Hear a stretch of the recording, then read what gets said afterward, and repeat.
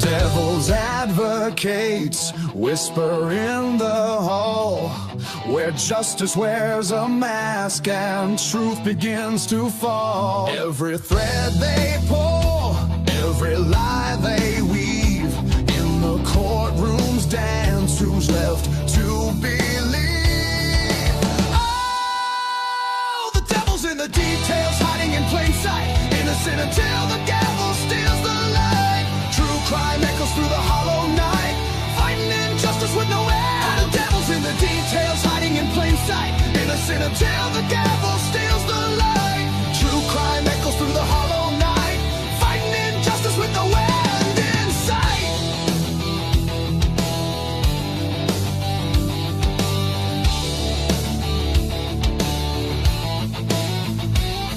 A photograph fades where the truth once stood. Blurred lines between the bad and the good. The scales they tilt with every silver tongue, while the broken cry for a song unsung. Black robes sway like shadows on the wall. One wrong word and the mighty fall. Who's a sinner? Who's a saint?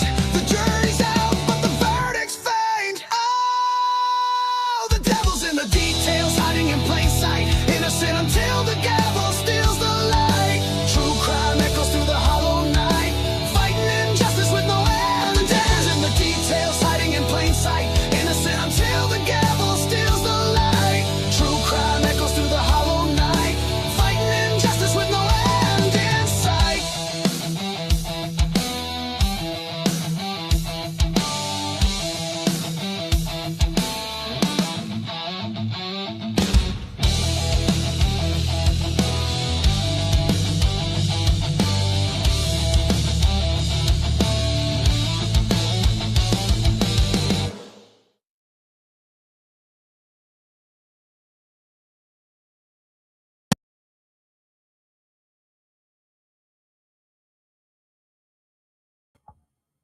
Wow, what the fuck's happening? I don't know what's happening. YouTube is having problems now. StreamYard's having problems, but I think we're here. So welcome to another Crimes After Dark. Thank you for showing up, even though YouTube took a giant shit, apparently a little bit like we just literally got YouTube back fully, I think, while we were going live. There was still a page on the front that said something went wrong on YouTube for everybody, and it was a nationwide problem, it looked like, or maybe even worldwide, who knows. But anyways, it looks like they've got their shit together, and it looks like we're slowly getting our shit together. So, hey, let's do this. Again, Crimes After Dark with special guests, Logan from Bronx Tales True Crime and Dago from True Crime Cafe. They're backstage in that order. We've got 1-1 backstage. We've got Robin backstage. We've got JJ, State of the Deep. We got so many people, we can't fit them all on fucking screen. Uh-oh, I shouldn't drop an F-bomb for the first like 3 minutes. But anyways, it is what it is. It'd be all right. I've won every appeal on YouTube. YouTube, by the way, is doing pretty good. They let me get away with talking about true crime like an adult, and I really appreciate it. That's what we do here, even though I have parental discretion is advised on the screen. All right, let's go ahead and bring our panelists up quickly, and we'll get right at it. So, Logan, how are you doing tonight? Excellent. How are you? I'm living the dream. It's good to see you. I was zoned out looking at the chat. Well, I should really look at my chat as well. At least it's working. And somebody said Steve Gonzalez paid that bill to have YouTube shut down so we couldn't talk about things. I thought that was hilarious. But Mandy said she blames Steve G for the YouTube outage. Yeah, blame Steve G for everything. It is what it is. Anything special? And did you have problems? You said you were streaming earlier today and had problems as well. Yeah. Well, I noticed on my end when I had my live today at 5:45 for about an hour or so. I noticed on my end it looked real like glitchy and like my mouth wasn't matching my words and things. But I don't think it ended up being like that on their end, the viewers' end. Just on my kind of like it so is when you do a lot of drinking. Yeah. Your mouth and your thing doesn't work together. Anyways, I don't know. Sorry, I'm just. You said my mouth's not working with my brain, and I'm like, so you're drinking? I don't know. Sorry, that's what I do. It's what I do. I mean, I am drinking. It's just right. Nice mug, by the way. Nice mug. All right. Thanks. My work sent it to me. Hey, Dago, what's up? You're up. Forget about it. How you doing? They I'm go in born. easy. And the hizzy and it's a fugazi. That's what's going on with YouTube, but it's back. Yeah, it is back. It seems like it's, although when you guys said it was back, I hit refresh and I still got a blank white screen. So I'm not sure if it's entirely back, but you guys said it's back. I'll trust you that it's back. Well, I know. And when I tried to load my stuff for my Devil's Fireplace back there, I had to go back in. It took me out, so I had to go in under a guest and load this up. So it took me a minute, but yeah, they're doing whatever. Steve, leave YouTube alone.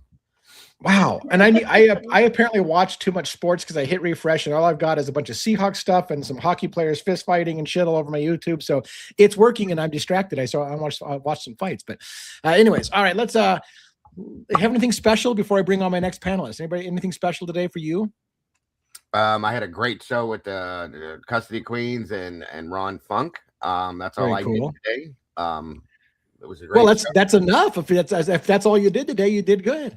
Yeah, Yeah. I have to put a new chair together tonight when I'm done with this. So you guys might be prepared, folks.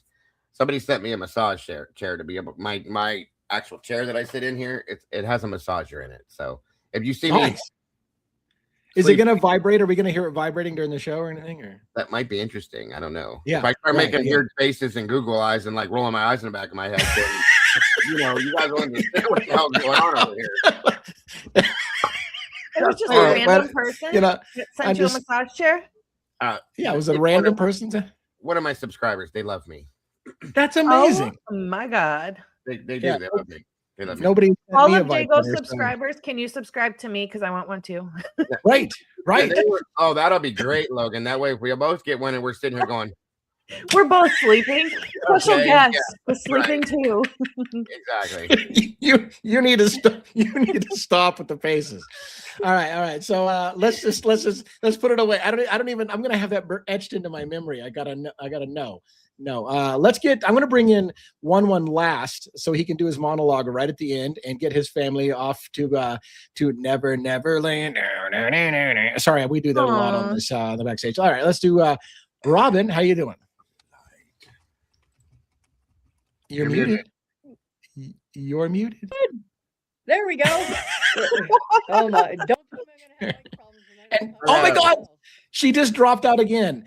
That was not her. She unmuted herself, and now YouTube just StreamYard just muted her. What the fuck? StreamYard was messing with me earlier. Try it again, Robin. Hello. Yeah. Oh yeah. Can you hear me now? Yes. For a moment. For a moment. Yeah. We'll see how long that lasts. Anyway, I'm well, other than all this technological fuckery. Technical buffoonery. How is it? Yeah, how are all you? Oh my gosh. Oh man. Her mic keeps muting. What the hell? Like it only happens to her though. I don't know what's going on with that. I Didn't feel like that happen something to on you her. last week or the week before. Oh, I don't know. Yeah. I keep turning her back up, so it is. We'll give it a shot. But Robin, for some reason, there's this popping sound, and you go down to 0. I don't know what. It's like something on your computer is fucking with your volume setting. I don't know, but I don't know, but you're I'm there now. I'm here now, and that's all I know. Damn So it. Bronx said All right. she paid that bill. I paid yeah, that. I paid that bill. That's right, I did. All right, let's hurry up and get JJ and one up and get this kicked off in a proper fashion. JJ, what's up? What's up, everybody? How you guys doing? I'm doing okay. If we can get past the technical buffoonery, we'll be all right. Yeah. Hi, denizens and meatballs and mods.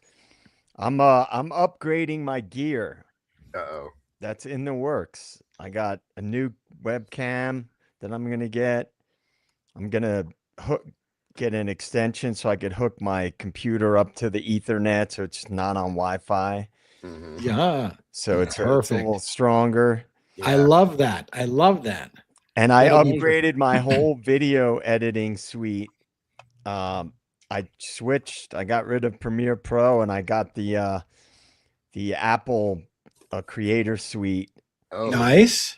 So, yeah, I've been You're getting going stuff full done bore. this week. Yeah, it's good because I have previous experience with Final Cut Pro. I didn't have any experience with Premiere Pro, so we'll see how that all goes.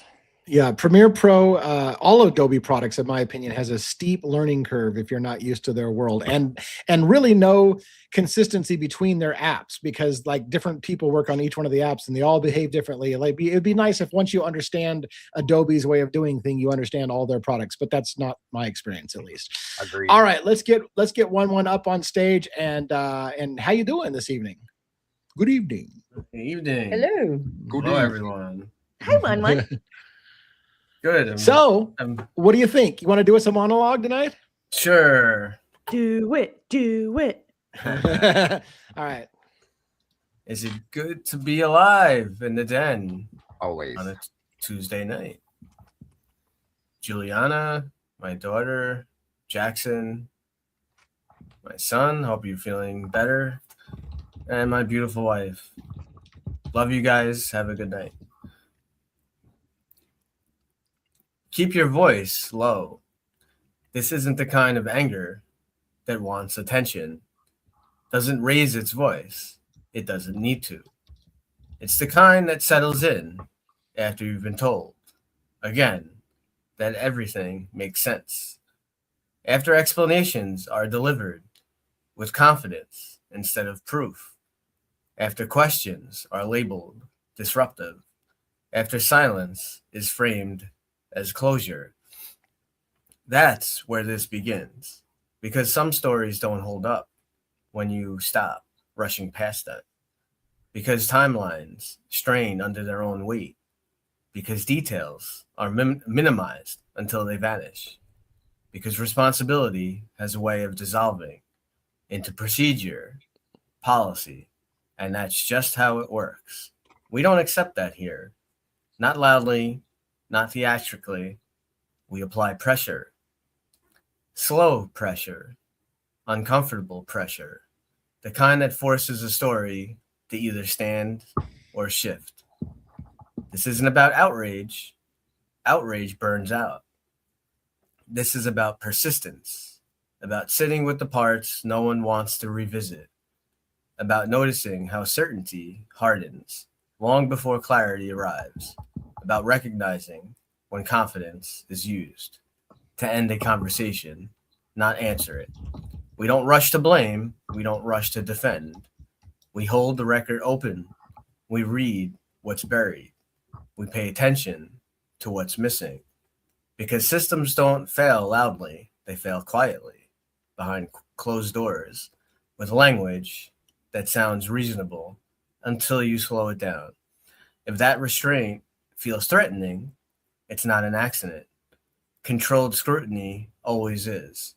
So stay here, in the stillness, in the tension. Let the calm do the work. This is Devil's Advocates. No shouting, no spectacle. Just questions applied carefully until the truth has nowhere left to hide. And with that, live from New York, it's Tuesday night. All righty, we're off like a herd of turtles. Let's take this off of turtles. Oh, I just tried to take that off Joe's face. Robin put it back on Joe's face. That's where it belongs, right? Yeah. Get in my face. You guys are nuts. Look, I got nothing today. I did work today, but I have nothing special for the show. I got nothing. We'll just sit here and look at you. We can't do hear it live. Guys. We're gonna stare at you guys for 2 hours. Yeah. So the only thing that I have that I worked on is I was reading. By the way, I'm gonna take up a bone with a couple of people and kind of tongue in cheek. So when the original lawsuit came out from the Gonzalez family, and well, I shouldn't say the Gonzalez family, from all the families against WSU, really filed by the Chapins in Washington State, but all the families joined. But anyways, when that happened, I was swamped in work, and I asked several people, hey, is there anything important in there? And it seemed like the answer generally was not really, whatever this. And I know we freaked out a little bit about some of the autism stuff, the comments that people with autism spectrum disorder are more likely to be stalkers and killers, and which we kind of fucking got angry about. But I finally sat down and started to read through the document word by word. And there was some surprises in there that I was surprised that nobody told me there was some surprises. Like the one that I caught was the Gonzalez is saying that Brian Koberger was observed a day after the murders with a big scratch on his face. And I'm like, where the fuck did that come from? Like, we've seen the selfie picture of him in the shower. There's no scratch on his face. So where are they getting that Koberger had a big scratch on his face? Yeah, go ahead. What's up? It came from his classmate that's also a TA. Kai. In his interview. Yeah, Kai, the Asian guy. Yep. Okay. They talked on the phone like an hour every day. Brian used to go to his dorm room, like they were really good friends. And he's the one who told police that the next day Brian Koberger had a big scratch on his face. I was like, don't you think we'd all know that? It'd be all over the news if that was true. It would be all over the news. It's funny that it's funny you mentioned that, Logan. Is that the same guy? I don't know if you heard me. I did a rant one time when I was reading police documents, whatever, and they had an interview, I think, with that same guy. And he kept telling the interviewer all the time how good and close him and Koberger are while throwing him under the bus over and over again. I really liked the guy. We're really close, but he did this. And we're really close, but he also did this. And I'm like, fuck, I don't want friends like that guy. That guy's like, I'm his good friend. I'm going to throw him completely under the bus. That's what he did. That's what he said. That Brian was, good friend, like Logan said, on the phone all the time. But he was selfish. He would throw his work all at me and stuff. I'm like, what the fuck? What are you, high? Come on, friends. Yeah. What's up? One with the hand in the air. He's also full of shit because they have all the photos that he took. He took photos of himself, and there's no. I think the only thing. Would he have like a little Band-Aid on one finger or something on one of the photos? Yeah, something like that. There's no scratches on his face. There's no scratches on his stomach, on anything. Nothing.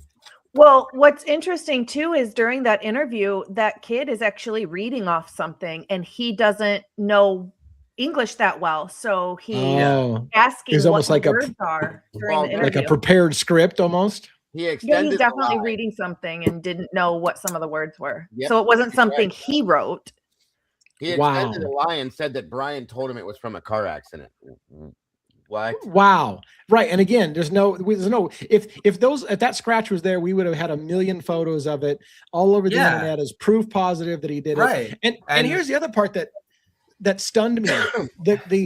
The first paragraph started out with saying Koberger was stalking women at WSU, but they were falling short of saying he was stalking anybody at the 1122 King Road. And then as the document goes later and later, it says he repeatedly stalked the girls at 1122. And I'm like, so once again, how do you go from the prosecution saying there's absolutely no evidence of stalking? We, quote, really tried hard to make a connection between him and anybody in the house, and we couldn't do it, but we really tried, to the family listing in there that Koberger systematically and repeatedly stalked the girls at the house. And I'm like, how did that make it into the lawsuit?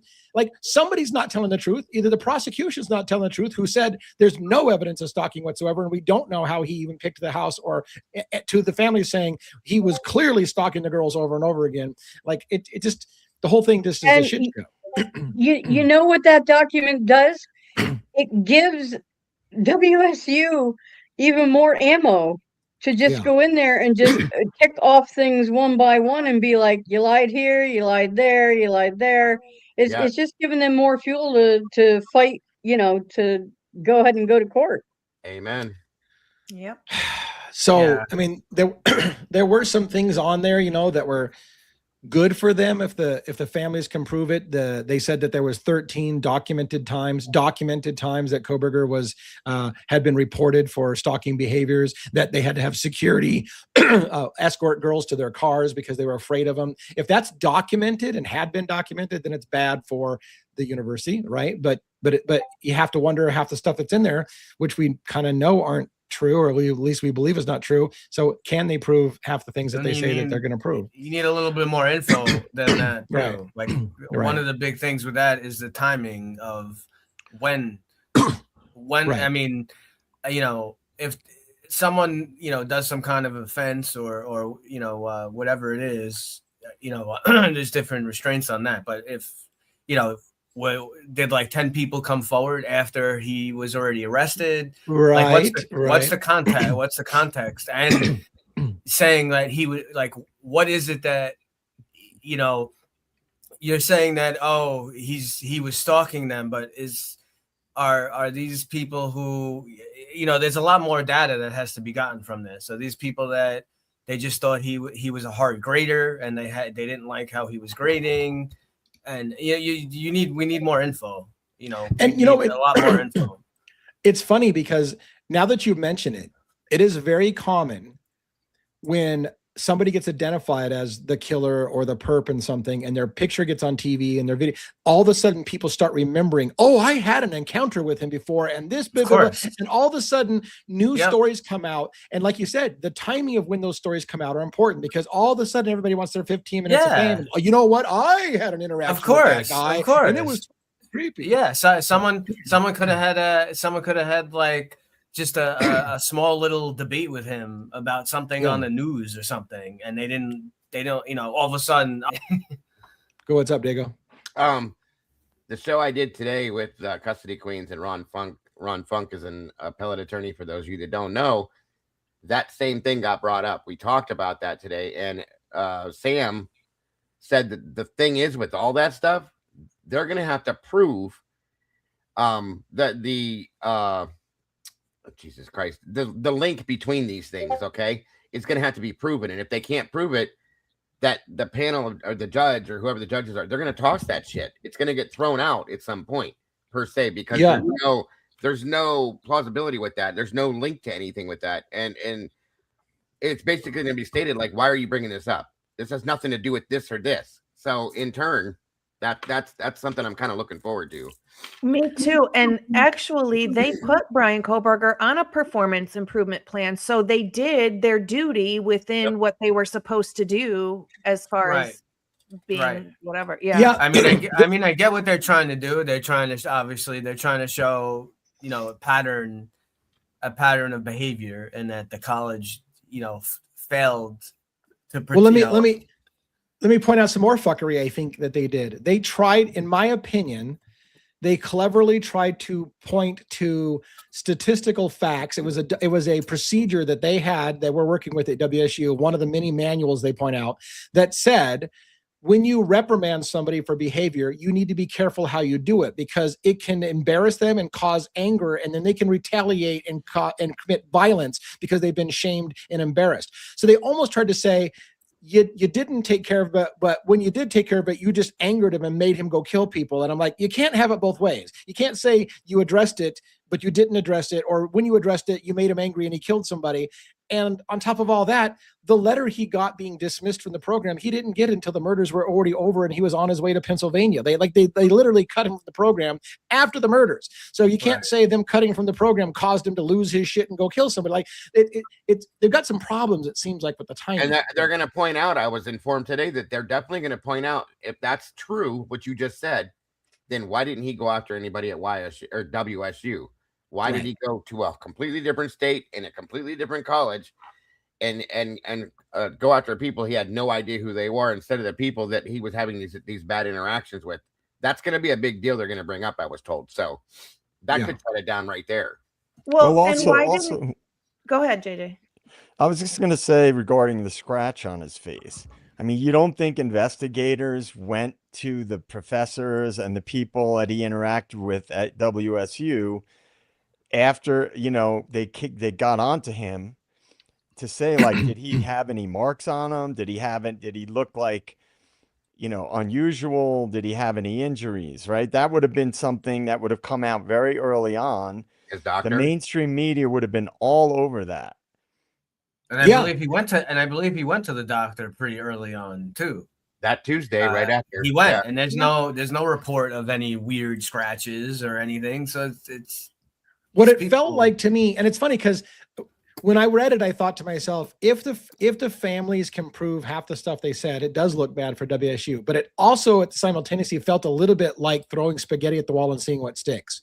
Like they literally just threw a bunch of charges up there and allegations. And they're like, well, if some of these get shot down, some of these are certainly going to stick and we'll have a case. So it kind of felt like that. Like throwing everything at the wall, that every rumor they've ever heard about him, throw it at the wall and see what sticks when they go. And it'll be funny is if the WSU deposes one witness. If all they need, which I believe, obviously we haven't heard from him because he's under silence.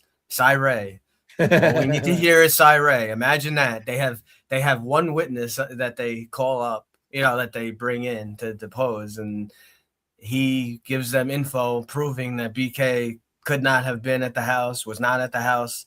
Wouldn't that open a can of worms? And it's very likely that might happen. I was informed today. I was told that's likely to happen, possibly. So, yeah, and I don't know. I mean, and again, there was one line. I think I asked Dago to, like where it was exactly. Somebody told me where it was. The line that kind of says something to the effect of there may be other perpetrators that are still being looked at, and if that's the case, then all of the stuff you're saying that it's all Kohberger and we should have stopped him is, it's immaterial. Like you couldn't have stopped a group of people if it was a group of people kind of thing. And so I don't, here's the thing. The document starts out by saying, WSU, we acknowledge Brian Kohberger did these murders. And so, but then they have to, like they legally, I think, have to, because he literally pleaded guilty. So they have to say, well, we'll acknowledge what he said he did. Yep. But almost like you're saying the same thing, but it didn't happen the way you said it happened. And their response says that about other entities being responsible for damages incurred. There it is. So, I mean, I know it's not the same, but I look at it the same way as, well, didn't U of I have a duty to protect their own students? And didn't Dylan and Bethany have a duty to get their friends help in a reasonable amount of time? Like, that's kind of the way I look at it. Like, why just WSU and not anybody else? And here's the thing, Logan. I think I think they're going to sue U of I. They're going to start with WSU first. Yeah. So I won't be surprised if the families, after they settle the WSU one, whether they win or lose, the next lawsuit will be against U of I. So I suspect the families are going to sue them as well. And if they lose either one of them, then they're going to sue probably Moscow Police Department and the prosecution for bumbling the investigation and costing them money trying to get the truth.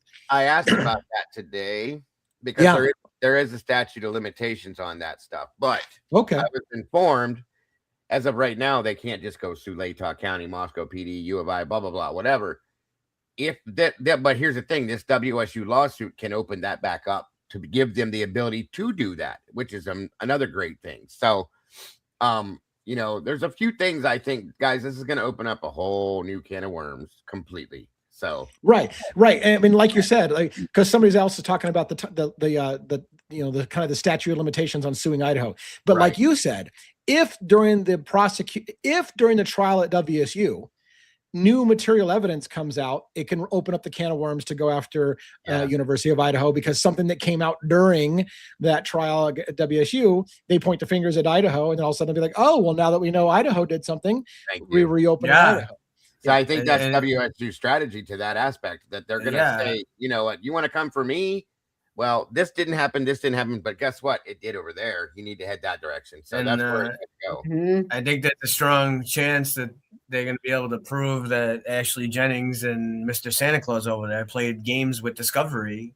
I can't wait to watch that. And I hope that they, have to, they get whatever legal ramifications or penalties to come after them, because they definitely played games with the Discovery stuff. She lied. She blatantly lied. Yeah, she lied, and and they said, make them prove. Go ahead, JJ. No, I was just going to say they could go after MPD because they should have been, on the ball. They were in that area, and they had patrols that were designated for that, for the college area, but they know that WSU's got the money, and so that, to them, I think it's just purely strategic, and their attorneys, coach them to do that, and they're not going to allow anything into the narrative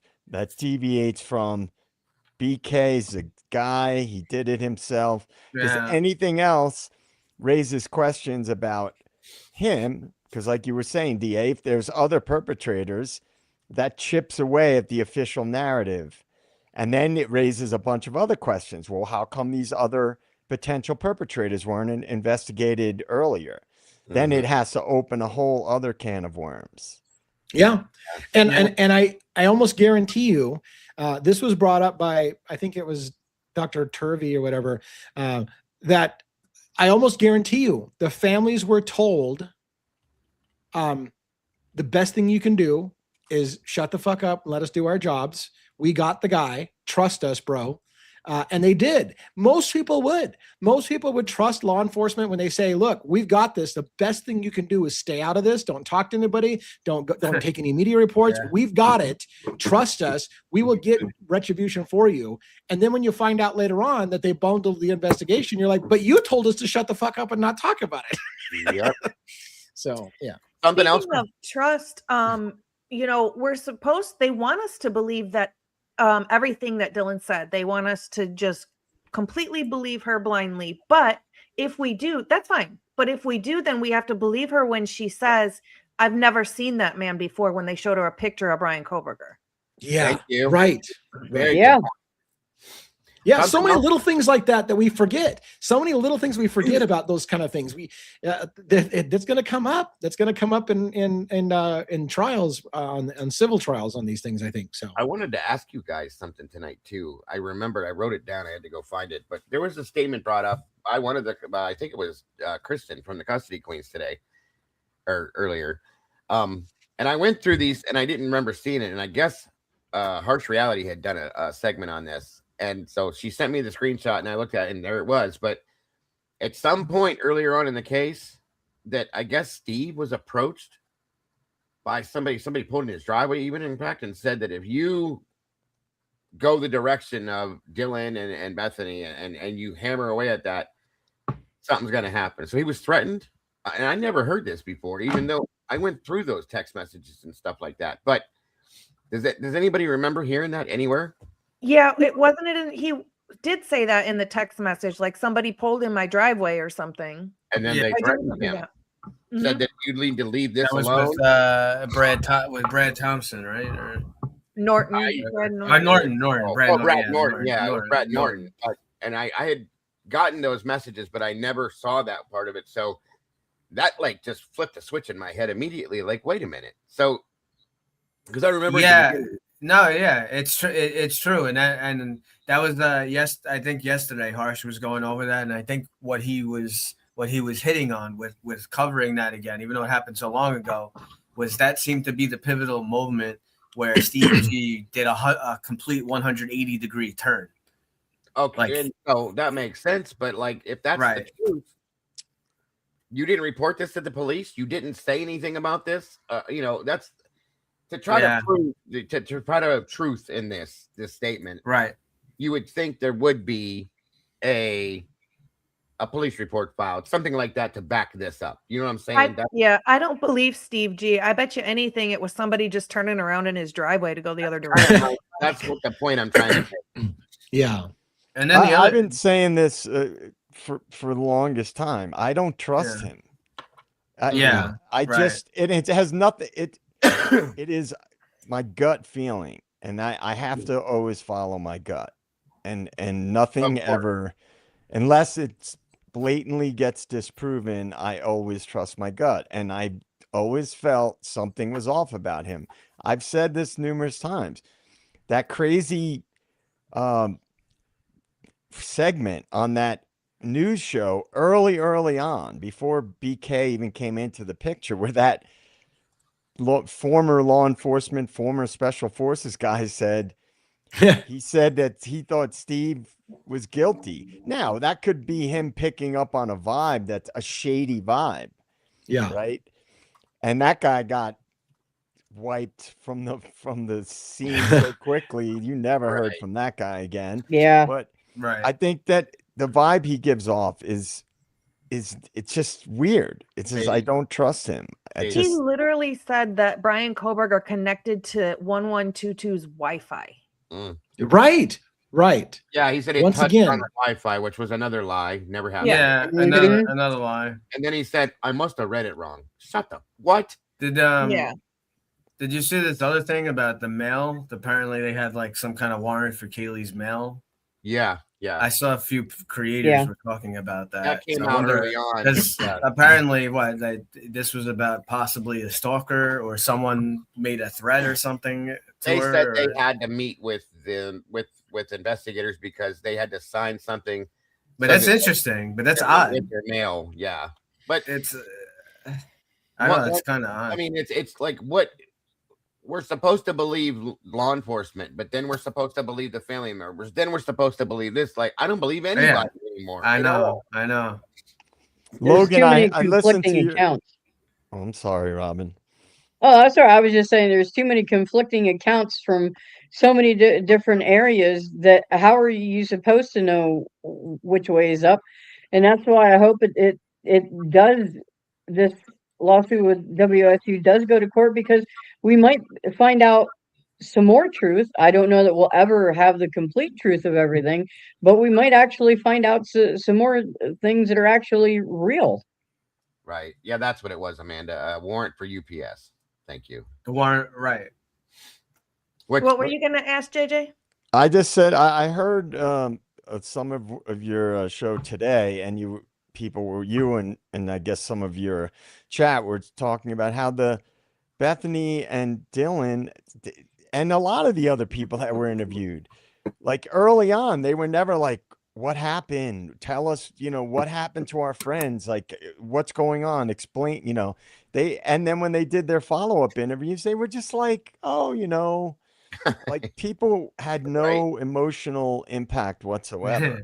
It Nice. might be So real. strange. It might be real. It might be a dream. It's very weird. It's very strange. I just don't trust anything with this case. I think there's a bigger picture that's even bigger than we probably realize. That is why they needed to cover shit up. And I think when you have national security stuff, like I always say, you always have to be suspicious, because that you're getting into a whole other universe of potential corruption when you're dealing with national security. Plus, you're dealing with their ability to cover everything under the blanket of national security, which destroys transparency.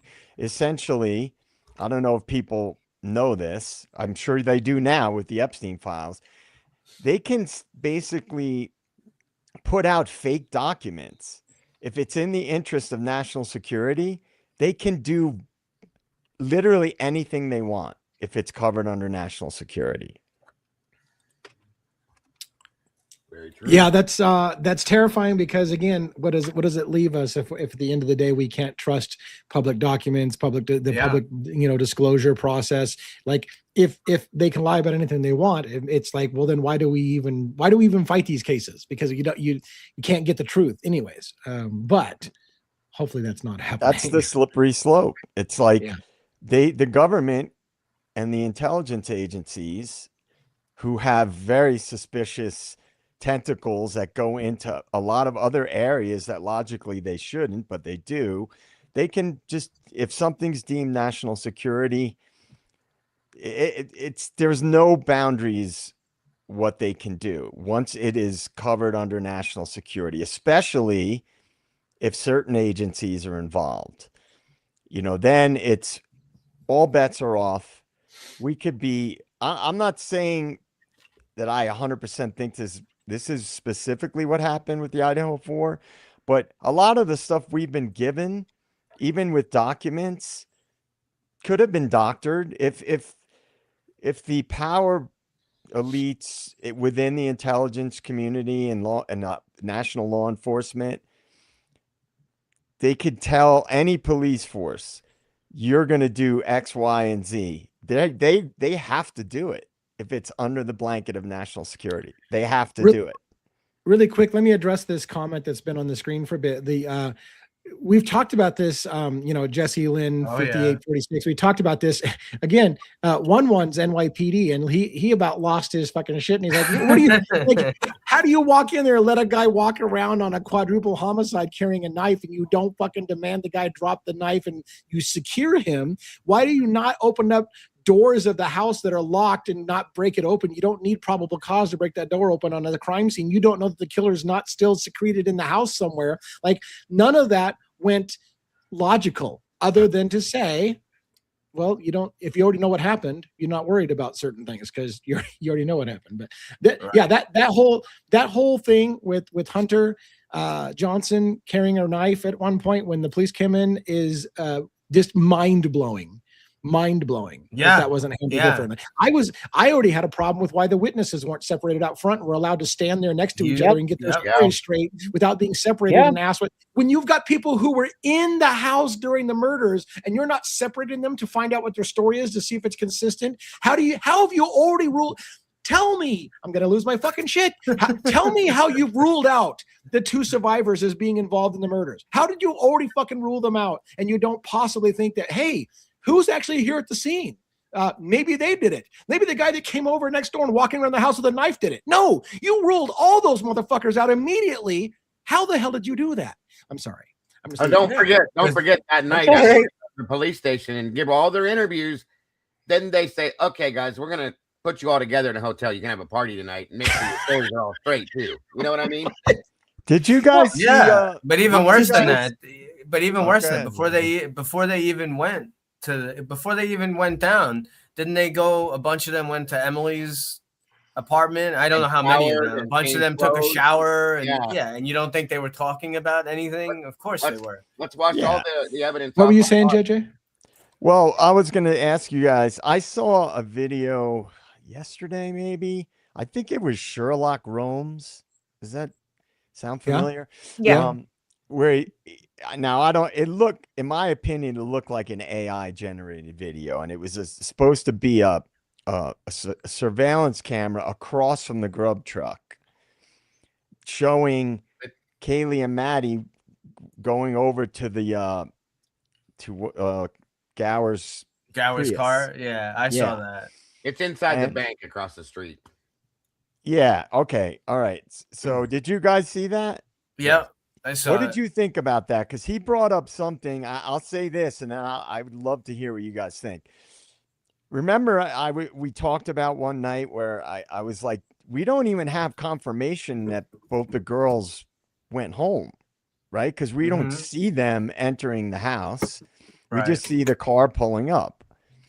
And he brought up in that video, like, it looks like Maddie didn't get in the car. She stayed standing over to the side. What do you guys think about that?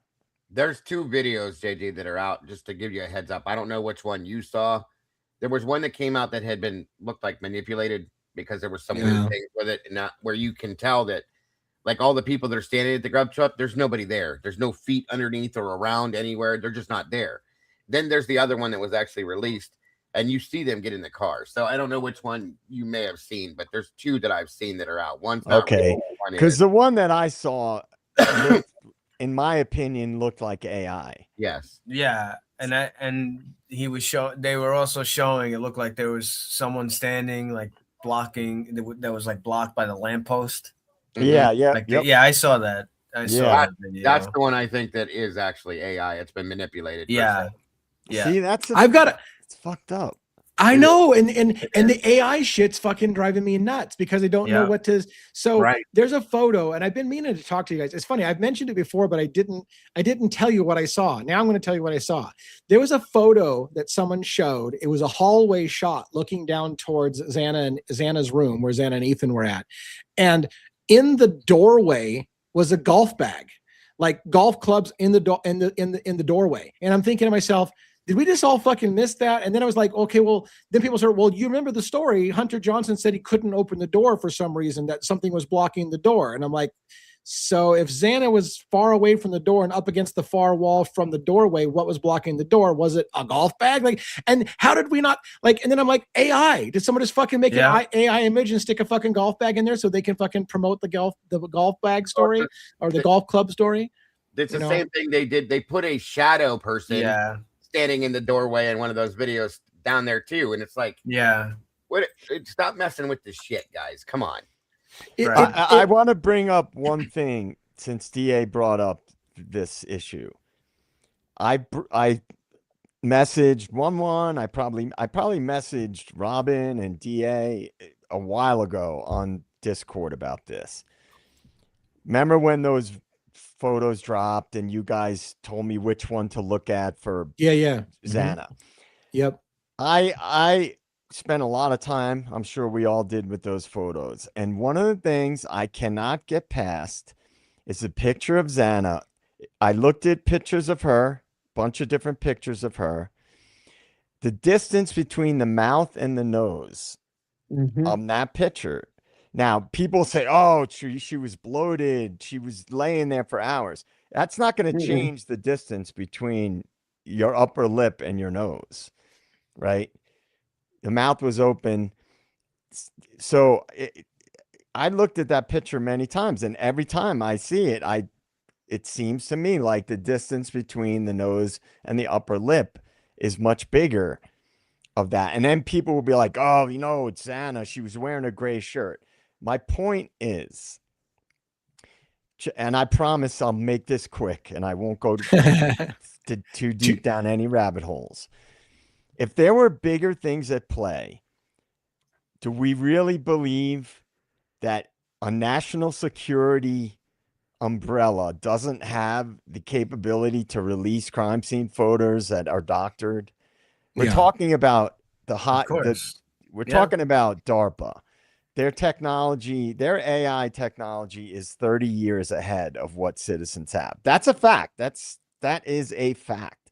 And to remove that from the equation, that's a whole situation there were national security implications, and everything else from day one has been seemingly like fuckery. Yeah. I mean, from one thing to the next, bullshit after bullshit. To me, it is not a big stretch to imagine that they released photos that were doctored to stick with a certain narrative. Real quick, I'm seeing in the chat a couple people saying, I haven't seen this photo. What picture? I don't know. I want to clarify it for you, but I don't know if you guys are talking. If you guys are talking about Xana's body that was seen in the pictures, a lot of you may not even know that happened. There was a period of time when Idaho State Police released a bunch of photos, and within hours they pulled it back down. Part of the reason is they apparently didn't completely clip out some of the bodies, and there was a couple of images that showed bodies, and that's what we're talking about.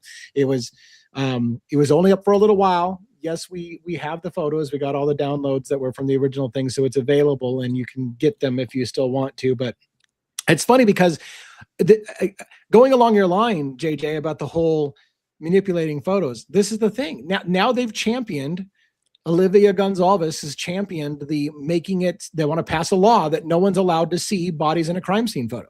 Like you're just not allowed to see it. The public's not allowed to see it. And if they go to that extreme where no one's allowed to ever see crime scene photos because it might contain a body, then no one's ever going to be allowed to question the official narrative. And it's again, a dark day for truth and transparency, in my opinion. Dago, you had a point? You're muted. You're muted. You're muted. I thought we were doing the lip reading thing tonight. Sorry. I didn't. That's next show.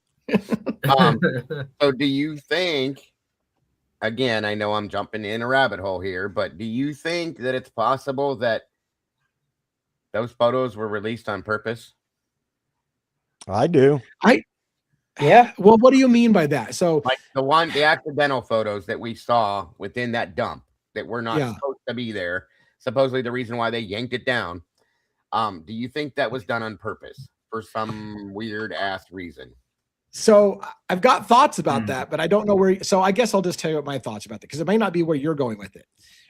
I have felt for a while that Idaho State Police are not on board with the fuckery that Moscow Police Department has done. And they have tried to subtly leak little things out to the community, hoping that we'll catch it, and then do the whole oops, my mistake, and hoping that sleuthers out there will break the case. I almost feel like that's happened several times. Okay. The first time was Brian Koberger's name being listed on a document as a suspect on the 5th of December. And they're like, oops, take that back. That was a mistake, a computer error. Is it a mistake, or is somebody trying to pretend like they didn't know they made a mistake and let people start digging into it? Because if you pay attention, it's only happened with ISP. Thank you. So whenever you're Yes. done, you can keep the other half of my brain till Friday, but I need it back at that point, Lee. Okay. That's all I'm saying. Okay. Yeah, because we do that a lot. We start, like we probably almost could finish the sentence with each other, but that's exactly where I was going with that. I've been wondering this because this has happened more than once, you guys, and it's come from ISP every time it happens. It's weird. So, just a thought, and thank you, sir, for completing that thought, because that's exactly what I'm thinking. I agree. Like it seems like and again, look at the police documents. Idaho State Police ask different questions than Moscow. They didn't believe. I swear, Idaho did not believe Dylan's story. They said, "Is there something you're not telling us? Your story doesn't make sense." You don't get those kind of questions from Moscow. Moscow was all on board with anything fucking Dylan wanted to say. Idaho comes in, they're like, "So you cleaned up the crime scene? Like, is there something you're not telling?" Like, they're not on board. Idaho's not on board with what happened in Moscow. And I think it's one of those political things that they need to be really careful about what they say. The only exception I would say to the "it's all been Idaho" is this one, Dago, because I thought the same thing. But what about the mistake, if it was, of releasing to Jules the 2:30 to 3:30 screaming video? Like, you almost think that was a big fuck up on somebody's part. I mean, and it's not that far. Listen, remember when they just released the new documents were released with all the security numbers and everything in it too? Yeah. Yes. Okay. Yeah. Maybe there's somebody that's over here too that's like, "This is bullshit. I'm sick of this. I don't want to be a part of this." And maybe they're both doing it. It could be coming from both directions. You know what I mean? Right. I only these type of things only come up so often with me because I can logically support that there was some other bigger things going on. If like, at the risk of sounding like a broken record, okay, if there were 1 or 2 or 3 inconsistencies in this case, right, that were horseshit, obvious fuckery, I would say, yeah, they're just a small town, college town. These mistakes can be made. People are not, we're not dealing with like the highest level investigators in the world. But when everything along the line is suspicious, turns out to be bullshit, they don't question the 2 surviving roommates hardly at all about the 8-hour delay. Hunter Johnson's allowed to walk around with a knife in his hand at the crime scene. Oh, God. Don't get me started. Oh, by the way, one of the victims' parents is now the spokesperson for Otham Labs, and one of the other victims' parents is now in almost a $500 million lawsuit with WSU, and they act suspicious. Don't forget, Christie pulled a piece of major evidence out of the pocket of a sweatshirt that shouldn't have been in her custody. Yeah. Okay? That receipt for Grub Truck, that should be in evidence logged. And she had it in her hand, clear as day, showing it to the world. Yep. Why is that not logged into evidence, folks? Tell me. Yeah. It's just, so again, and oh, by the way, on top of all of that, there was a multi-agency task force in the area, and there were national security implications in a little college town in northern Idaho. Homeland Security is involved, and So I'm not suggesting, my bringing that up wasn't suggesting that nobody got killed or injured. Mine was simply suggesting that the release of those photos that were taken down quickly after the fact could have been strategic. Like, to your point, Dago, that could have been a strategic maneuver. Mm-hmm. That's exactly why I said it, because, and it's not hard to believe this, guys. Like Lee said and was pointing out, ISP did this, ISP did that, but then Moscow did this too, and Moscow did that. So why is it hard to believe that there could be people there right in the middle of this that are just like the rest of us? Well, going, and let's talk about the Moscow mistake. The Moscow mistake appeared to be that maybe, if it was a mistake, the audio they released. But I keep getting told that audio was released by somebody who didn't normally do that job. that the person who normally does the job that's was correct. out that day, and somebody. Right. So again, was that the cover up to purposely leak something out and just, well, let's just say it was somebody that wasn't normally working here or whatever, or did they literally wait until somebody was working there that day who would leak it because, like it makes you feel like it's a controlled leak, like Definitely. somebody waited for an opportunity and leaked it at the right time. Please, guys, relook at those pictures and look at pictures of Xana and look at the face and tell me if I'm wrong and I'm seeing it wrong, then it could just be a perception thing. The distance between the upper lip and the nose, to me, does not look like Xana. I thought No, I agree. See that much I'm sorry, of her go face. ahead. I thought it was just the side of her face we could see. No, you can see a nose and No, you can see the nose. and a mouth. Oh, Yeah, then I you have can no see the idea what I'm nose. looking at because I'm looking at it right Yeah. now. I cannot make out what I'm seeing. I'll go back and check it Yeah. out. The face is Yeah. looking upward. Up at the ceiling. Yep. Yeah. You could see a side angle. I could Yeah. say Are you when, looking at Logan? Are you And looking at this- 953? Oh, I get it now. Okay. Yeah. I always thought it was just the side of her face with wounds on it. If And you when don't those look at it, photos first came out, Robin actually, I remember you saying Yep. it right away. I did not and still do not believe this is just me, my opinion. I think it's Ethan. I because if you look at the bed, the spot where the redaction is way too small for a man Ethan's size. You're talking 6'4". So unless they had him curled up in a ball, I mean, there's no legs dangling anywhere. And I'm not trying to get graphic, but I'm sorry. I just, that's my belief. Again, my opinion. I could very well be wrong, but I don't see Xana in that picture. But again, that's just me. They said that Ethan's feet were hanging off the bed, and we don't see that in any picture. Nope. Yeah, Robin, you and I talked about this when that stuff first dropped. I said that doesn't look like a female. It looks like a man. Yeah. I'm gonna have to go back, Even like the breadth of the shoulders and the size of the arm. Yeah, it the arm's looks huge. too masculine to me. I agree. That arm is big, man. And everybody would, when I commented on this, they were there for hours. It's the body swell up. Well, that's not going to change the specific, dimensions of somebody's it won't face. change, but it does. They do bloat, which does cause,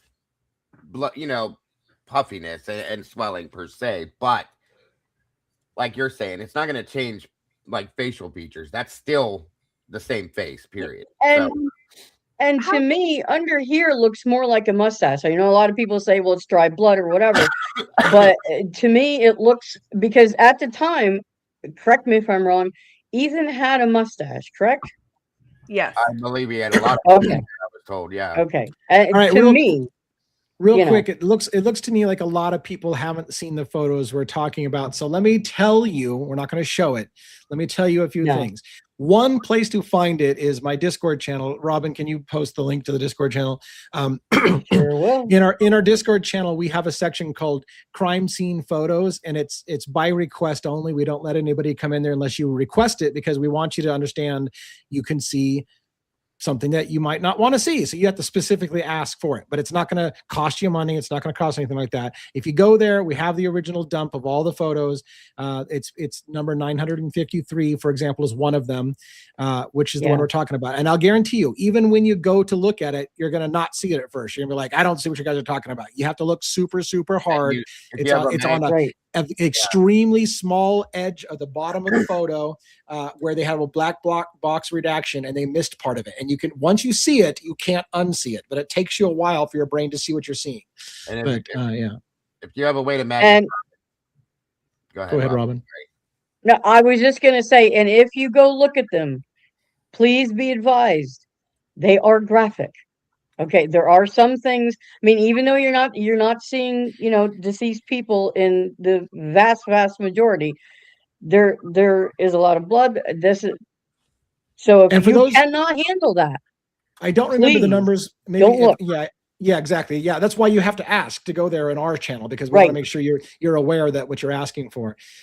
Other photos that were popular that we didn't talk much about tonight, and I don't know if you guys have the number, is there was a several shots that had some light bulbs that were strung along a wall, and unbeknownst to them, the light bulbs actually contained a reflection of a body in the bed. And so we've gone and you blow them up and you can see a person in the bed plain as day. It's one of the victims, we believe, although some people say, oh, it's probably a photo, it's a reflection of the photographer taking the picture. You can do your own deduction on that. But so when people say some of the body photos were released, it's a little tiny sliver of Xana in one of the photos, and then a couple of reflections and a light bulb that seem to show a body. There is gruesome images, however, of hair and scalp and blood and stuff like that all over the place. That's kind of gruesome. But as far as bodies go, they're very, very hard to see until you know what you're looking for. And then once you see it, you can't unsee it. You'll know what we're talking about. And according to the Gonsalves family, there's four photographs within that drop that show something they're not supposed to. So I don't know the other two. I haven't found them. I wasn't looking for them. We found these ones on accident, but trigger warning, like Lee said, you may think you can handle it. Make sure you can. That's all I'm telling you, because what's up, Logan? It's very rough. How the heck did Hunter Johnson walk in there and look at Xana, take her pulse, and not right? What? Yeah. How do you take her pulse and not know what happened? And no footprints, and there's no blood. Yeah, no footprints, no blood, no nothing. Crazy. I checked to see if she was alive. Why would you even do that? You can look at exactly. The lie. Right. And he also lied about not going upstairs, because if you watch the interview with him and then you watch the interview with Emily, I believe Emily is telling the truth. And she said the knife was at the top of the stairs that Hunter grabbed, but he says that he got it from the kitchen. In the kitchen counter. Yeah. I mean, that's a pretty big difference. You would know whether you got it at the top of the stairs or you got it in the kitchen. I mean, why say that? And again, a proper investigation would have questioned Hunter about things like, you checked the pulse, explain to me what you did. There's no indication they ever questioned.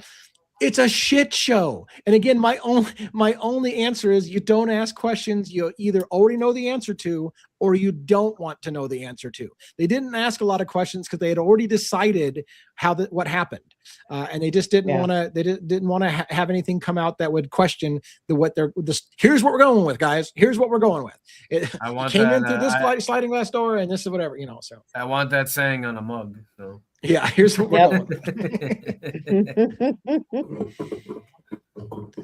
By the way, for those, as a little small shameless plug, we're putting together a storefront of some things, and we have some fucking amazing looking shit that our artists have put together. Holy shit, I can't wait to. I literally want to buy one of my fucking sweaters right now. I want one.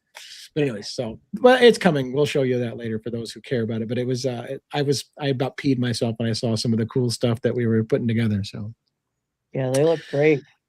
Thanks to Amanda, who does amazing work for us in the graphics department. She sure does.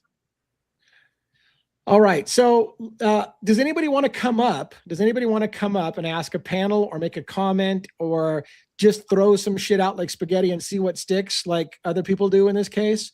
If you want to come up and ask the panel a question or just shit out some stuff and then leave the screen and leave us in chaos, this would be a good time to do that. So I want to throw a link out there to make sure people can have a chance to grab it. While we're waiting to make sure there aren't any Idaho 4 questions coming, we can start thinking about other cases that you guys want to talk about. I might have some things to talk about in the Letcher County. Again, I want to keep some focus on Letcher County.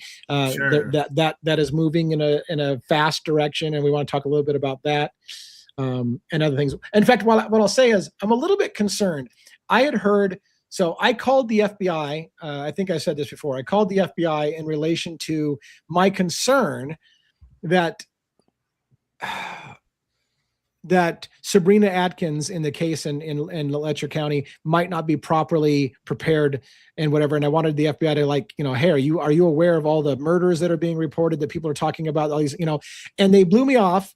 They took all my pertinent information. Who are you? What's your phone number? Where do you live? What's your address? Thank you very much. We'll call you if we want to talk to you. And I realized, I'm like, shit, I'm now in an FBI database as somebody who called in and annoyed them with useless information.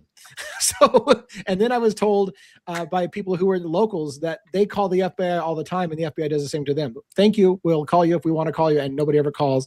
FBI is not interested in that case at all.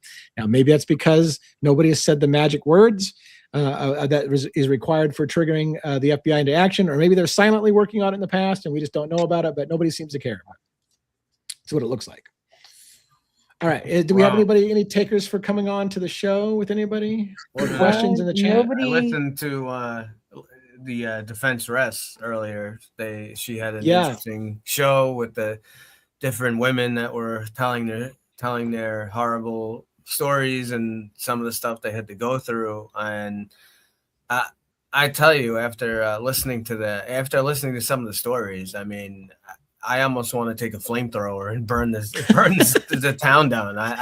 It's just insane because they're basically discussing how they're talking about one or two guys like, oh, these guys aren't so bad. Like, you know, they took me in when I was 13, 14, and, you know, and then I got not so bad or whatever. And I'm like, not so bad. Like, what is going on here? Are those the good guys in that county? Yeah, Jesus. All right. We do have a guest backstage, Crime and Chaos. I'm going to go ahead and bring Crime and Chaos up and see what they have to say to us. Are you there? Yeah. Hey. Hey. Hello, all of you guys. Oh, Living the dream. How are you, Lori? Hey, I'm good. I had to take a mental break for like 3 days from the case. Only 3 days? I don't blame you. Yeah. It was after seeing like a title on a thread about Ethan and like, you know, how they took him out of the house. Mm-hmm. Yeah, I didn't watch it. It was just so that. sad. Yeah, and I don't know, just all of it all combined. I took like maybe it was only a 2-day break. I don't know, but I just missed the chat and just missed all of you. So it was brief, but yeah. It's been good. Yeah. Welcome back. Yeah, welcome back. And I you bring up a great point, which is that people you bring up a great point, which is that if you need to take a break, because this kind of stuff burns people out.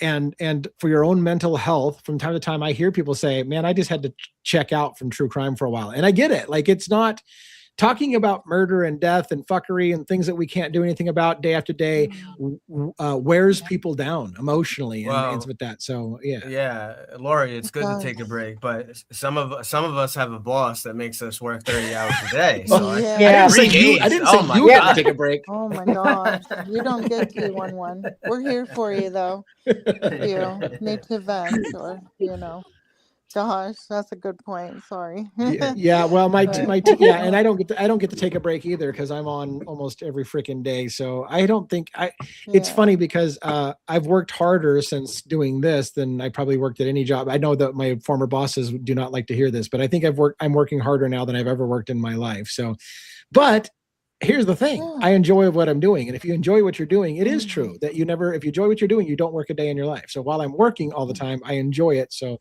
there's that. Yeah. Well, I'm glad we all have each other. That does help. What I wanted to mention when you guys were talking about, do we think it was on purpose, with the ISP drop? I really, really do feel like it was intentional, and why I say it is the bulb reflection. I believe you can really see both Maddie and Kaylee. I do feel that that Maddie is clearer in that photo, and here's why I think so. If you look closely, you can see a red gouge, and then I feel that this was released intentionally because if you also look at the comparison of the partial autopsy that was revealed or sent out as well in unison the photos. Maddie, her autopsy revealed way more details of the brutal attack on Maddie. Um, they in the Moscow release, they called it a cut from her Yeah. nose Right. to her mouth. And I remember thinking, I remember that specific because I remember thinking, I hope that Maddie was already gone at that point. And Yeah. it happened maybe when Kaylee was being attacked. Um, so I remember thinking it wasn't very significant. But when you look at the ISP partial autopsy release, it also says that her nasal cavity was penetrated and Mhm. that her tongue was penetrated. So that means that gouge that you're seeing on the face, which, like I said, I this is why I believe it's Maddie. Um, it's so deep and it's very prevalent, and it's, you know, obviously so dominant because it pierced her nasal cavity and her tongue, and it went all the Yeah. way down. Yeah, and it's very brutal, and this is one of the other reasons I needed a mental break. Yeah. Because Moscow PD wanted to hide that from the Yeah. public. Yeah. Yeah. No, I And agree, and it's I appreciate your observation. Before I have another guest backstage, so we're gonna let you go in a moment. But before we let that go, I want to ask you. You said you think it was intentional. What do you think? Is what is your theory on why it was intentional? Is well, it the same thing I we're saying, which is that somebody there wants it to kind of get out to what happened? yeah, Or yeah, I yeah, feel that they want the public, or just everyone in general, to know that, hey, Moscow PD is feeding you guys all a line of bull. I know that, the family, Laramie, Karen Laramie did the lawsuit for no photos of the bedroom, and I get that, but I just, there's more to it. I don't know how Moscow PD was able to get Karen Laramie to do the lawsuit and say, hey, don't release any more oh photos yeah, with, you yeah. yeah. You've got a great point. I think the families are encouraged by the police department to, hey, you know what you should do? You should tell Right, people you don't want to see those photos. It's traumatic to you. We'll support you. We'll help you write that right. request. That's because they don't want it coming out, and they'll pressure because the families are the ones everybody will listen to. And I think that happened as well. Yeah. The sarcasm part I'll do before I let you go is I'll say my cynical nature says, don't worry. If this ever gets to the point where Moscow Police Department is having to face questions about what they did, they're just all going to retire or resign anyways and move on. So nobody will be held accountable. As soon as they realize it's going to start blowing back on them, they'll just all fucking resign. Everybody will step down. Everybody will take their pension and leave, and they'll be like, hey, we don't work here anymore, so take it up with somebody else. So Yeah, But yeah. the good thing Yeah. about that lawsuit is that it kind of it forced the magistrate to rule on certain things. So because they brought that lawsuit, they had to release photos that showed other stuff that we've wanted to see. yeah, For instance, like Dylan's room and whatever. And if you read the the whole ruling on that, the ruling is that we're allowed to see, they can't hide, underwear and all this different stuff that they wanted to hide. Like we're allowed to see it. If it was considered part of the crime scene, part of the evidence, we're allowed to see it. So that made it so that we didn't have to have the someone from the public had to go. The magistrate just ruled, on it. Yeah. All right. Well, we're going to let you go, Crime and Chaos. Thank you very much. Got another person backstage, the Maven backstage. I was curious about this. So thank you, by the way, for coming on and sharing your thoughts Thanks, with the guys. group. And if you need to take a mental break, do so. But otherwise, come back. Yeah, thanks, guys. Great Have a good show. one. Good night. Good night. I'm not sure what this comment was. It kind of, I would love to come on the Yeah. panel, but I was told it's not a good idea. Who told you it wasn't a good told We're not idea? gonna- that? We Someone won't bite your head someone needs off. an Don't ass worry. kicking is what we Yeah. need. Don't worry. Logan will keep Bronx. The Bronx won't bite you. Don't worry. All right, let's bring the Maven up on screen. We've had her up before. How you doing tonight? Hey, I'm Hi. doing okay. Good to see you Hey, all man. again. Yes, Yeah, I you Yeah, mean, bet. good to What's- see you. Welcome back. What's up in Thanks. your neck of the world? Well, I've got an update about the experiment we talked about before. Yeah. So it would be $600 for a Holy cow moly. instead of a pig, Okay. Yeah. and $40 for the knife. Yeah. Yeah, But we've given it a lot of thought, and it, some people were like, well, because I mean, obviously we talked about this before, like, how do we recreate the fighting back part or whatever? You can't. So what we can do is, like, you can just see number of stab wounds. Can it be done in the amount of time? Just stab wounds alone, right? And then you just factor in how much other stuff. So it's an interesting experiment. And I know a lot of people. I was surprised at the number of people who are really willing to back that idea and to talk about that idea.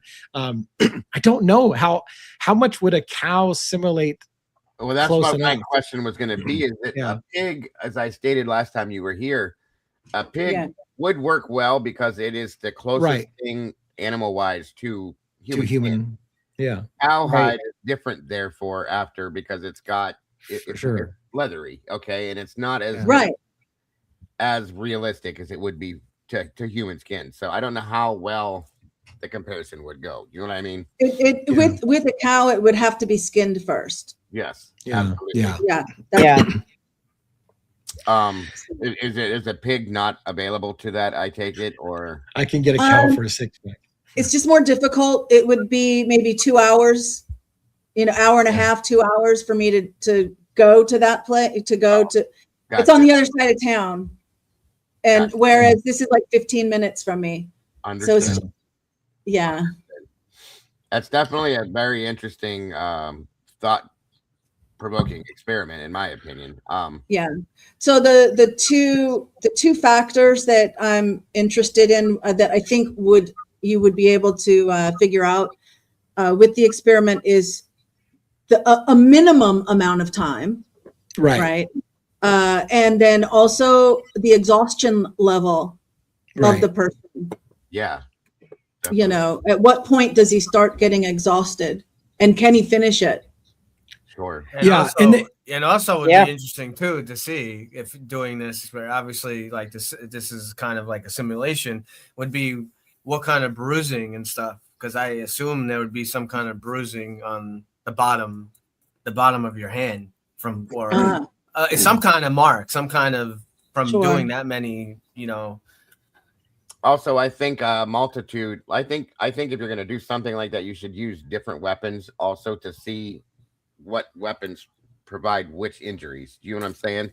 And how they would work if you're going to go that far with it. That's just an opinion I have. So the difficulty, the difficulty comes is it's almost impossible to simulate all the random factors. For example, fitness level, right? If Koberger really did it and Koberger was a runner and jogged on a regular basis, his fitness level might be different than somebody else's fitness level. So you have to, when you're talking about fatigue, for example, well, do we know that the individual doing the experience has the same relative fitness level? And again, that's a subjective thing. What's relative fitness level like? So there's a lot of factors that it's almost impossible to recreate the same kind of scenario, and then you have to ask yourself how useful can it be if the fitness level is not the same, and it was a cow not a pig, and it was this, and it was like that's the stuff you have to factor in, is how useful will the experiment be when you have so many factors that are outside of your control that you don't know how close the approximate. That's the thing where I struggle with, but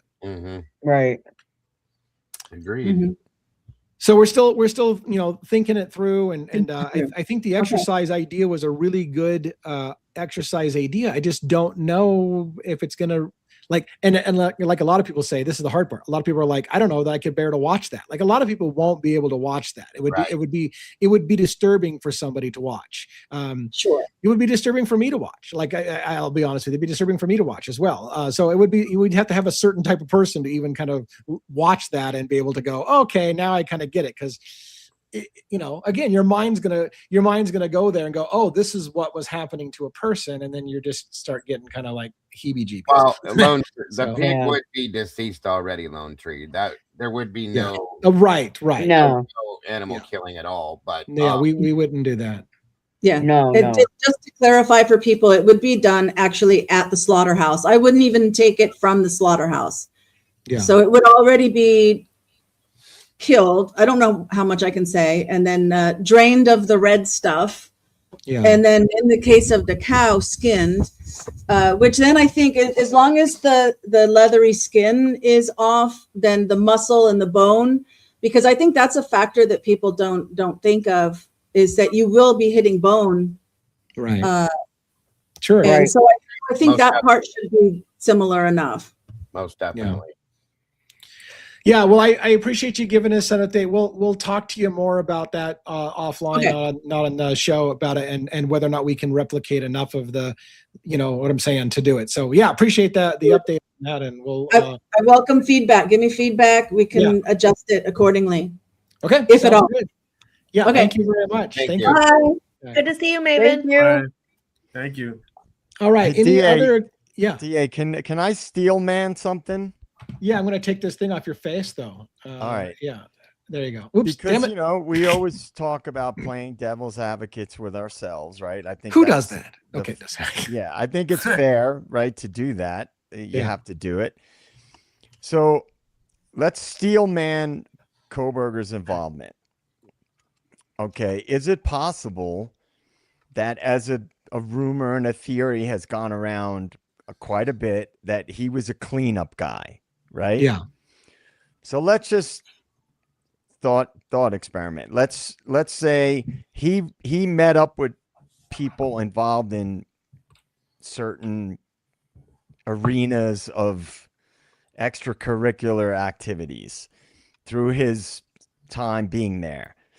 Maybe at a party or at a bar, whatever. And he liked to talk to people a lot of times, corner them and talk about stuff he was interested in. He talks about he studies criminology, et cetera. So is it, and again, I'm just steel manning that argument that he, for obvious reasons, doesn't want to give up the people that he was working with, because we can all speculate where that would lead, right? So that, in fact, he was not involved in the murders, but he was involved in the cleanup. And the reason why that never explicitly came out is because he knows what would happen if he ever, gave anybody up. And so that is the reason why he tried to fight it, and then eventually realized that there was some connection that he had to it, but he wasn't going to roll over on anybody, hence taking the plea deal. Yeah. Well, so I haven't talked about this for a while, but I've said this before, like a theory. If Koberger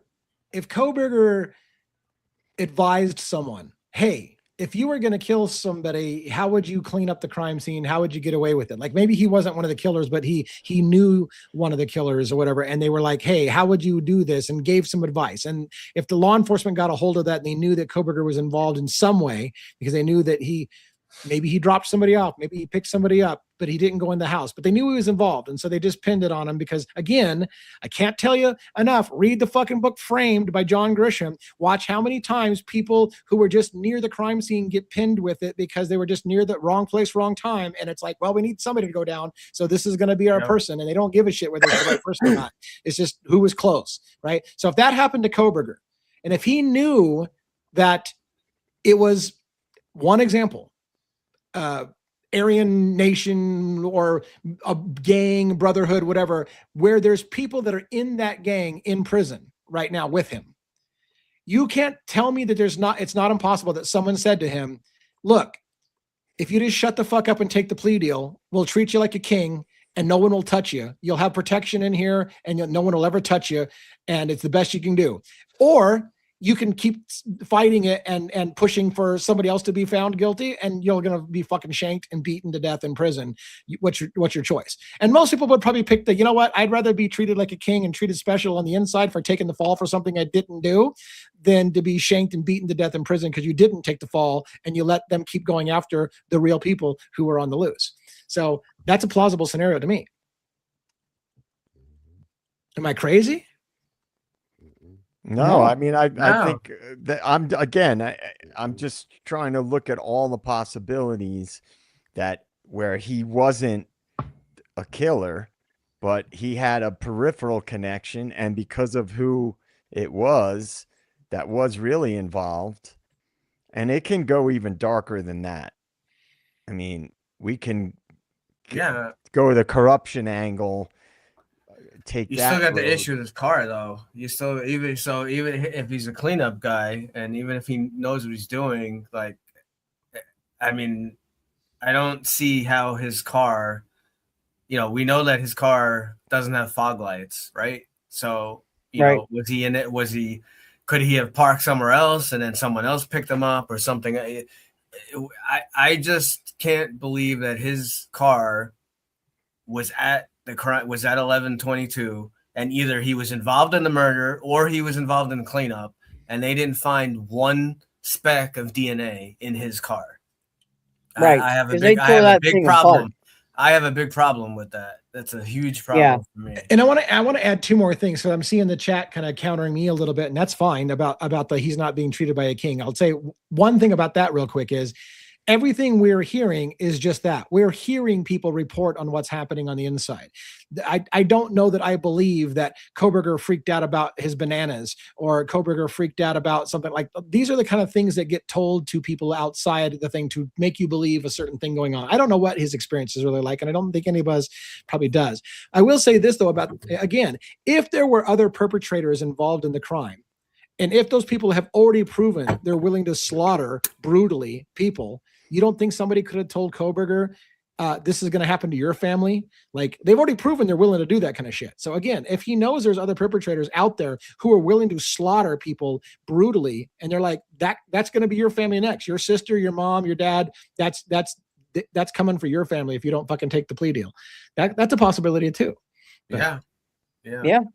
And just to be clear for the people in the chat, that's not what I think happened. What I was doing is steel manning the official narrative and trying to find a way in which he was somehow involved and why he might take a plea deal. That's not my top theory. Right. So, yeah. And I want to clarify that. I kind of went off the rails on your theory. What I'm saying is if he was involved in the sense, like we said, where he was asked how to do a cleanup or brought in for cleanup or whatever. So he knows. So that's where I kind of went off the rails, because if he knows that he was involved with the killers, but not himself the killer, then that would put him in a situation where it's dangerous for him to rat on the killers because they're still free. Right. So, yep. And it's funny because so many people tell me, well, if I were me and I knew it was somebody else, I'd be telling on it all day long. Would you, though? Yeah. What if your life and your family's life's in danger for you to do that? Maybe you just exactly. It's easy to say that when you're not, in the line of fire. And Patty, to your comment, it may be that in that little scenario, that hypothesis that I gave, he wasn't in the house, but maybe he had interactions with the people who were in the house and there was some connection. And so that's how he got framed up because, of that. And that's, so I don't think that he was in the house personally, but that's just my, philosophizing about it a little bit. Right. And I, I've said it too many times, but I'll say it one more time. If Brian Kohberger's DNA was in the house, I don't know how you get Bill Thompson to say on the stand, we can't place Brian Kohberger in the house. He That's literally contradiction, told right? you, I Right, can't it's place Brian bullshit. Koberger in the house, but you're going to tell us that his DNA was in the house, but then you tell us you can't place him in the house. I would say that if you've got his DNA in the house, you can place Brian Koberger in the house because his DNA is there. But Yeah, maybe you never intended to show anybody that his DNA was in the house because you knew right. you couldn't present that to a jury. It was bullshit. So Same thing they say about his phone. You know, they very crafty, very very eloquently with wording, played on words in the PCA. We covered it multiple times here. You know, you read the paragraph with the expert. I think it's, I don't know, somewhere in the middle or towards the end there. They don't specifically say. They don't say BK turned his phone off. We have proof that he turned his phone off. It doesn't say that. It's all they say is that their expert or whatever that they have from the FBI believes in this kind of circumstance, the fact that his phone goes off at 2:00 would likely be behavior of someone turning their phone off and turning back on. But I can't stress enough, JJ and Lee were boots on the ground. They were there. They went to that area of Wawa, whatever park, that whole area over there. And they couldn't even call in to the show. They lost cell phone connection multiple times. So they're saying, oh, he turned his phone off. And of course, mainstream media runs with the narrative the same way as they say that he cleaned his car with bleach. Oh, BK, he turned his phone off. Yeah, BK, he's so smart about he's going for a PhD in criminology and all this stuff. But the idiot turns his phone off. Like, I mean, he's like, think. I mean, I know people do these things and you're like, oh, well, someone makes a mistake. Maybe he just made a mistake. It's not a mistake. His phone, his phone never was shut off. All right. And I still would like to see, again, we've mentioned it. There's supposedly some kind of photo or something that he took of, we haven't seen it.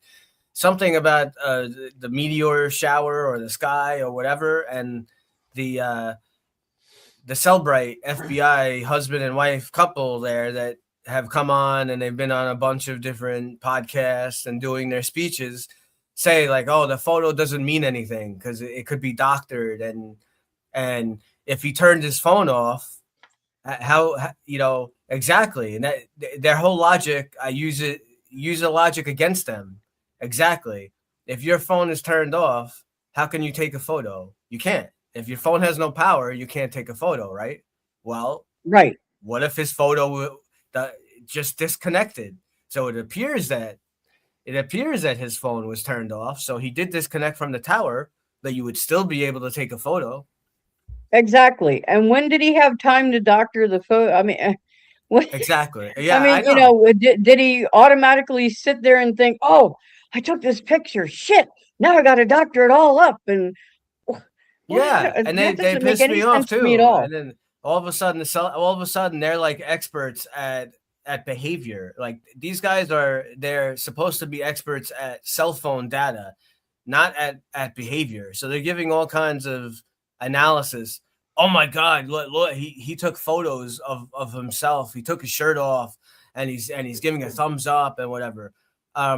He was in the process. He lost a bunch of weight. There are lots of people that I know, a ton of people who take selfies and take photos. That doesn't mean anything.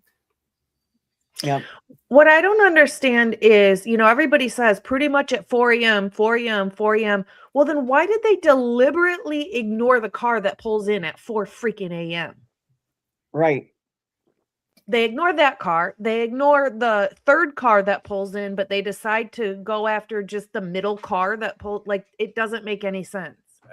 Right. No. And then another big thing, I know there's like a million things we can point out. A big problem that I have with the video that, I know that they do fuckery with the video and the audio and everything, but a big problem I have is that document. I don't know what number it is, but the one where he's basically describing Tisdale and Rosenthal.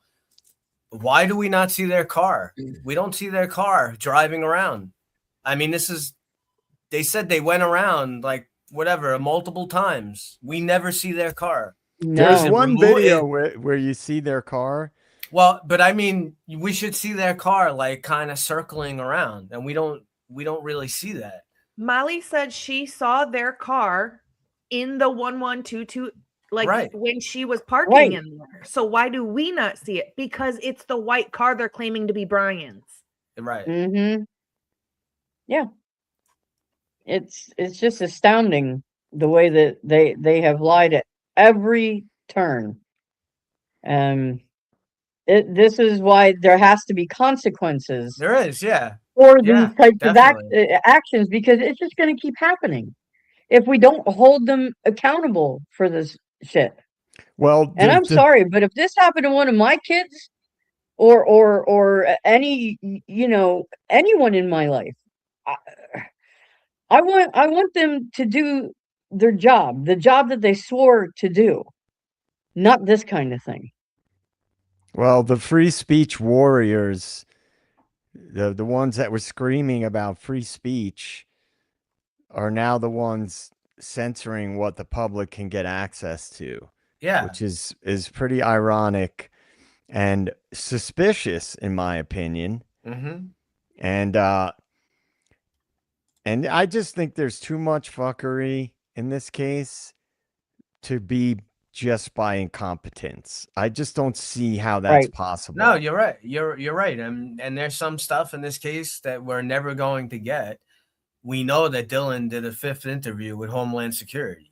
I mean, she almost makes reference to it in one of the interviews she does. We're never going to see it. We're never going to know what was said in that interview. So how many other interviews and other stuff that we're never going to get? Like Brian Koberger's. Why can't we see Brian Koberger's? I mean, why aren't we seeing anything from Pennsylvania? Right. Well, exactly.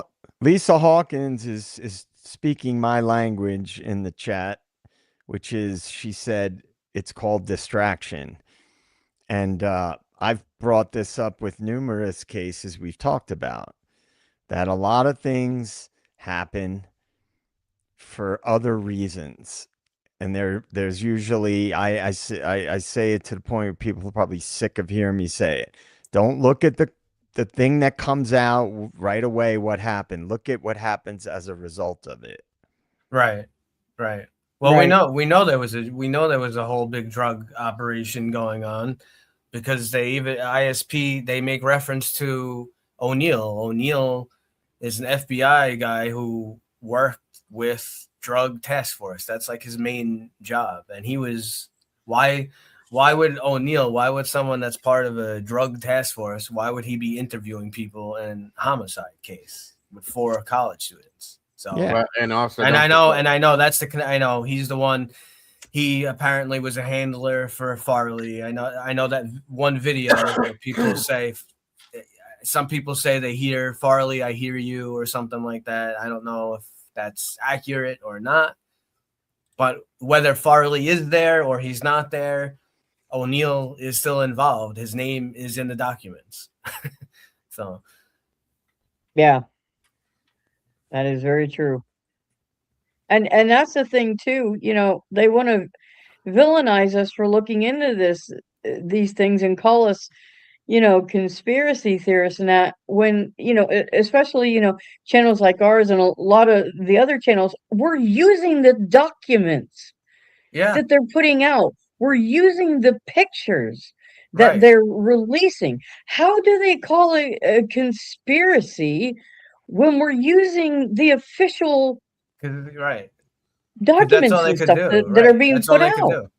That's all they could do. They didn't expect the case to get to this magnitude, and they didn't think that people would be getting video from traffic light cameras and all kinds of stuff that shows, BK's suspect vehicle 1 is not BK's car. We know that now, right? So. Yep. Yeah, definitely.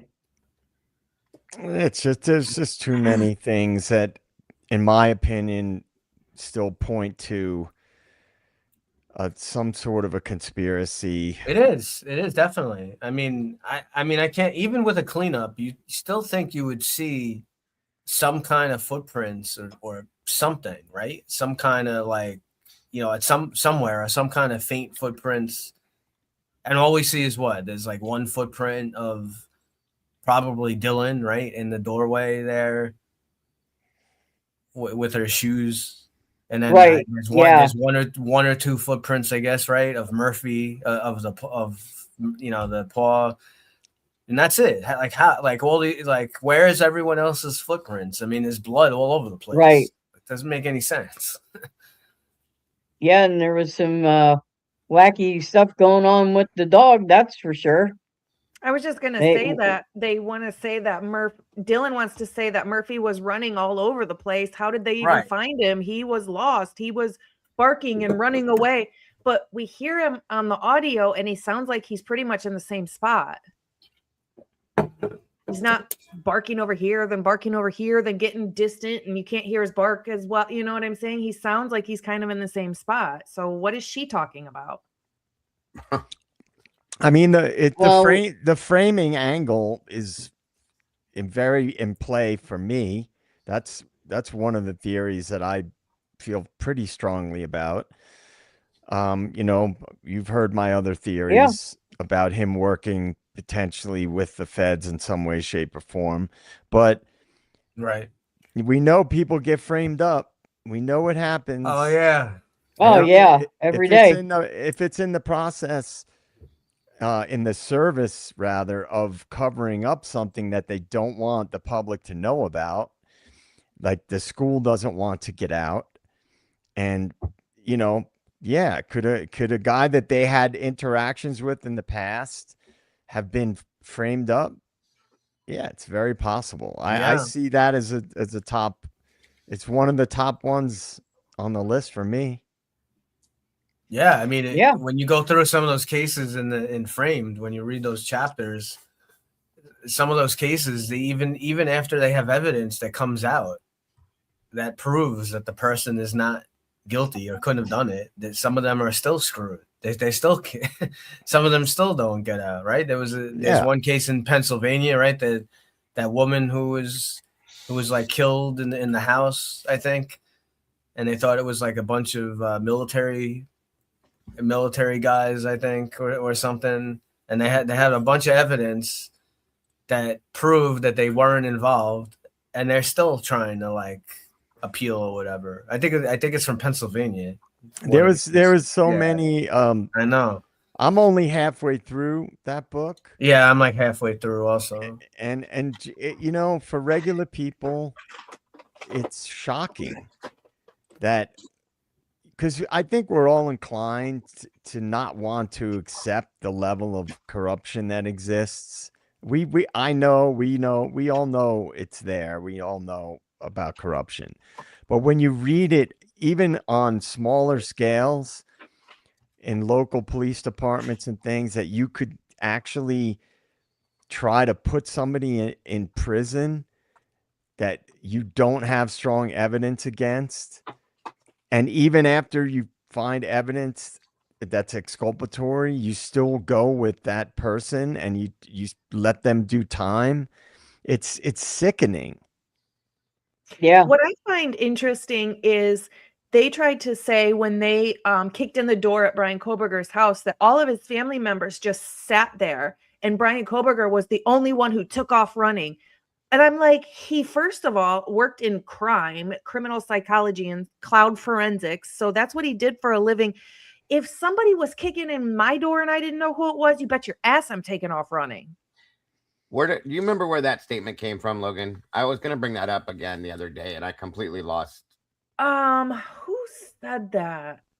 Because I have a reason why I'm asking. I don't remember exactly who said. I just heard it the other day too. Again, I know it was either Steve or somebody that was doing. It might have been Steve. Okay. It might have been Steve. Reason why I'm saying this is because I don't think it happened. I don't think that ever happened. I think that was just one more little piece of propaganda to make Probably. it look like Yeah. he Yep. he ran. I don't think he did. I don't think Yeah. anybody moved. I think everybody froze and said, "What the fuck?" You know what I mean? Well, because Christy then said that he was sitting at the kitchen table with Yep. gloves on. So which That's- one is it? But I even Right, thought saying right. him running sounded ridiculous anyways. And I think Anne, if I can remember, because I remember her making a statement about him cleaning the bathroom. The gloves he was wearing or something had something to do with him cleaning the bathroom, that he wasn't. I think she even stated that he wasn't actually even sorting garbage or something. Don't quote me on that one, you guys, but I don't think it was anything like what they gave us. That was all part of the propaganda to make us say, why would he ran? No, he didn't. Mhm. Where did he run to? The house is surrounded by people. Did he run to his bedroom and crawl under the bed? What the hell? You know what I mean? Right. I mean, I think these things are just more bullshit. Like Steve making the statement that they had Brian Koberger on video while going in and out of the house. Stop. Go ahead, Robin. I'm sorry. Right. Oh, no, that's okay. I just want to let everyone know Lee is working on something. He's going to have an update very shortly here. So I just didn't want to, because I saw someone in the chat was wondering where Lee went. He's fine. Everything's okay. He's working on having kind of like a live update here. So he will be back very shortly. But so just wanted to put everyone's worry and concern at rest. So he will he'll be back. So But But to continue, yeah, good. I was just gonna say, to continue is what we were just saying though. Like, they're still pushing these things too. They said that he was sorting garbage, that he was seen putting it in his neighbor's garbage can. None of that's true. Never happened. That when he went home, that he was seen cleaning his car with bleach. That's not true. All of these things are put in place on purpose to get people to believe that Brian did something wrong. And if you subtract all those things from the equation, what do you have left? Nothing. There's nothing that proves or shows even remote guilt to this guy. He didn't run. He didn't put garbage in the neighbor's garbage can. He didn't clean his car with bleach. And all these other, there was no connection, even though the two lead detectives said, we really wish there would have been, which is a weird comment to make, but okay. The thumbs up photograph was talked about, and Gilbertson said there's like hundreds of those photographs that he's done like that in the past. So that has no bearing on anything. Every bit of this stuff, all of this stuff was put in place on purpose so that people would see Brian Koberger as a specific type person. And again, like I said, if you subtract all of those things and then some from the equation, there's nothing there. Yeah. Yeah. What you gotta look at is more of, you know, like what JJ always says, the bigger picture. You got to look at, and this has to do with the psychology and stuff, the pattern of behavior. And this is how they solve, you know, how you're supposed to solve crime and how you figure things out. So one of the big things to me, and I said early on, it's not about his phone going off at, you know, he supposedly turned his phone off at 2 a.m. I want to see his phone records from the last 6 months, because as far as I know, he's into driving, right? And this wasn't the first time he went to Wawa, however you say it, the park. So Park. Is there other times in previous months and weeks where he went driving that shows that his phone went off? It should show that. Right. But they don't want to show us that. They don't want, you know, you have Ashley Jennings lying and saying there's no that. So if you look at the document, they got 3,800 timing advance records from everyone, but apparently they weren't able to get Brian Koberger's timing advance records. It's like bullshit. Yeah. And Bill said himself that they don't know that Brian turned his phone off after they pushed that for 2.5 years. Yeah. Almost 3 years saying he turned his phone off. He turned his phone off. He comes out at the end and says, well, we don't know that he turned it off, but it seems that way. That's not, you can't give an answer as a prosecutor to the world and say something like that and think that it's okay at that point. It's not. Well, think about this. I would be furious if I was any one of these families. like absolutely furious at all the inconsistencies and the lies, because my child is not getting justice. Right. And like I said earlier, when I had the show with the custody queens and Ron, we talked about this, and I said from the moment that they kicked in his windows and his doors and put him in handcuffs and flew him back to Idaho, all that bullshit, it was all propaganda from day one. And I feel now at this point now, guys, I'm very comfortable thinking and feeling this. This was never going to go to trial, as I've said before. I think that they planned on prosecuting him via trial by media, okay, which is exactly what they did by running the propaganda bullshit, by using all of the Datelines and Nightlines and 2020s and 60 Minutes and all those other bullshit shows to show nothing but negative Brian Koberger, period. Just negative. There's nothing positive. They made sure they hacked all that out, and we proved that.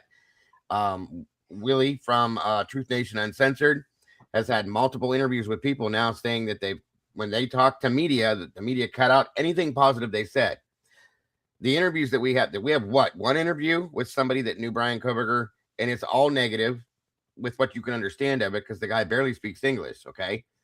It's all negative and weird, the whole thing, but that's the only one we've gotten. There's nobody else that they could have talked to that Brian worked with or knew.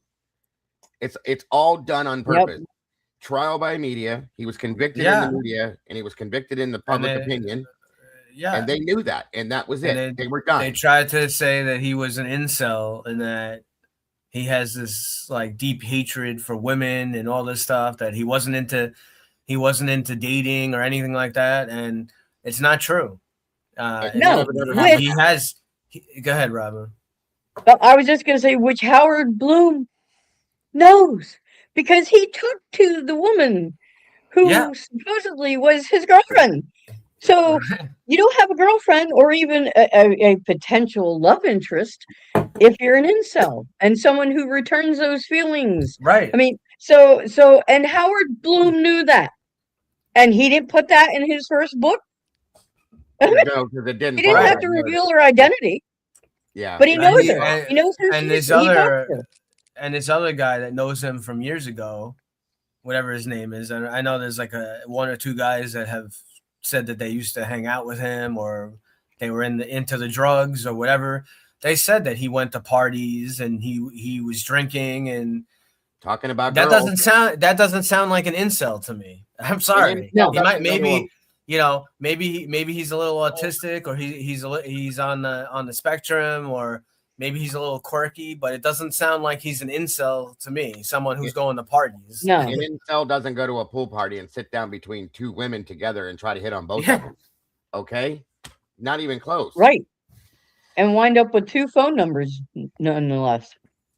Well, the thing is, the question you always, in my opinion, you always have to ask is, why was the mainstream media all in lockstep? That had to be coordinated. Yeah. You can't, that doesn't happen without coordination. And fake stories being put out. Yeah. Well, JJ, as you said, you're accurate. It's definitely true. The CIA and FBI, whatever, like they control the main, the higher up, they control what gets released to the mainstream. So if they wanted a certain narrative pushed, oh yeah, this guy was cleaning his car with the bleach, and people, you hear things enough times. I mean, I can't tell you how many people, here that I work with, but I just mentioned, Idaho 4, and they're like, oh yeah, that guy was guilty. He was stalking the girls and whatever. I'm like, no, that's yeah. amazing. I mean, and the thing is, like, the media coordination is always a red flag for me. Yeah, because that implies to me that there is something bigger, someone higher up from the media that is coordinating the narrative. And just for people who don't know, people might know this in the chat, the CIA has dominion over the FBI. They're the ones who control DARPA. the CIA are the ones that basically oversee the NSA. They're like a hub, and they are connected to the banking cartel. It literally, the CIA was started by Wall Street. So whenever, that's why I look at scenarios where I see a very coordinated effort to shape a narrative, and I think fuckery. Yeah. Welcome back. Everybody, thank you. I am. First of all, I apologize. I had multiple phone calls in today about the situation in Letcher County, and one of them was to our friend John Ray in New York, an attorney that I've had on the show several times, who's involved with the Shannon Gilbert case and others. He just returned my call, and when I saw it was John Ray calling me back, I was like, I'm going to interrupt my live to take John Ray's call because it's very late back there in New York. So we spent some considerable time talking about it. I'll fill you in on the details a little bit later, but really, really good call was John Ray talking about the situation in Letcher County and what probably is going to happen and those kind of things from his perspective as an attorney. And it was a golden opportunity to answer that call because he's late at night on the East Coast right now. So he was just ending his day. So anyways, I appreciate everybody allowing me that time to be rude and cut out of my own show. But I figured it'll pay off in the end because you'll get to hear some really cool stuff when I can kind of formulate what we just talked about. So yeah, definitely. Big stuff. Very good. Big stuff. So I'm completely clueless. What the hell did you guys talk about? Did you guys keep talking about Idaho 4? Did you move on to something else entirely? No, we were talking about Idaho 4. Yeah. Well, yeah. So are you guys at a breaking point where I can maybe kind of talk a little bit about Letcher County and stuff like that? Yeah. Real quick. Sure. So yeah. I'll be right back. Okay.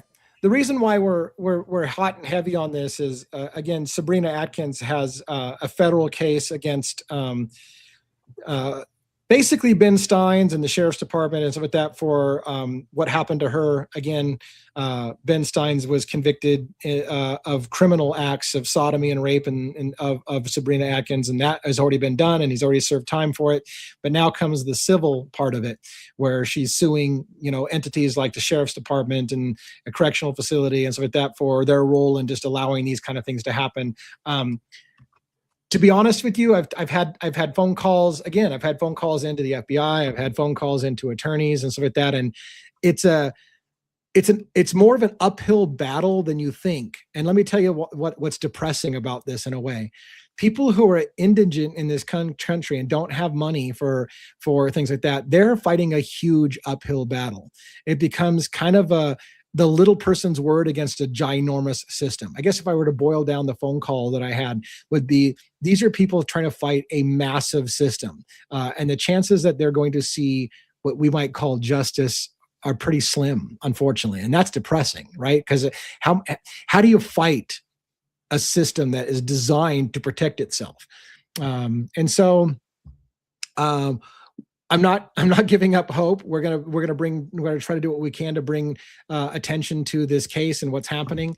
Yeah, I got more of the nuance, I guess, of the legality of what's happening. John explained to me on the phone what's probably happening in the federal case right now and what's likely to happen, and some predictions talking about him. He wasn't aware of the case, so I'm not gonna repeat his words because he doesn't know enough about the case to be 100%, But he gave me ideas, ballpark ideas of what's likely to happen, and so we're gonna take that under advice. Talk as our team how we can help these ladies out in Letcher County, what we can and can't do, what's realistic, and try to do the best we can to shed light on what's happening with the fuckery, and as I say, in that county, which is a complete mess.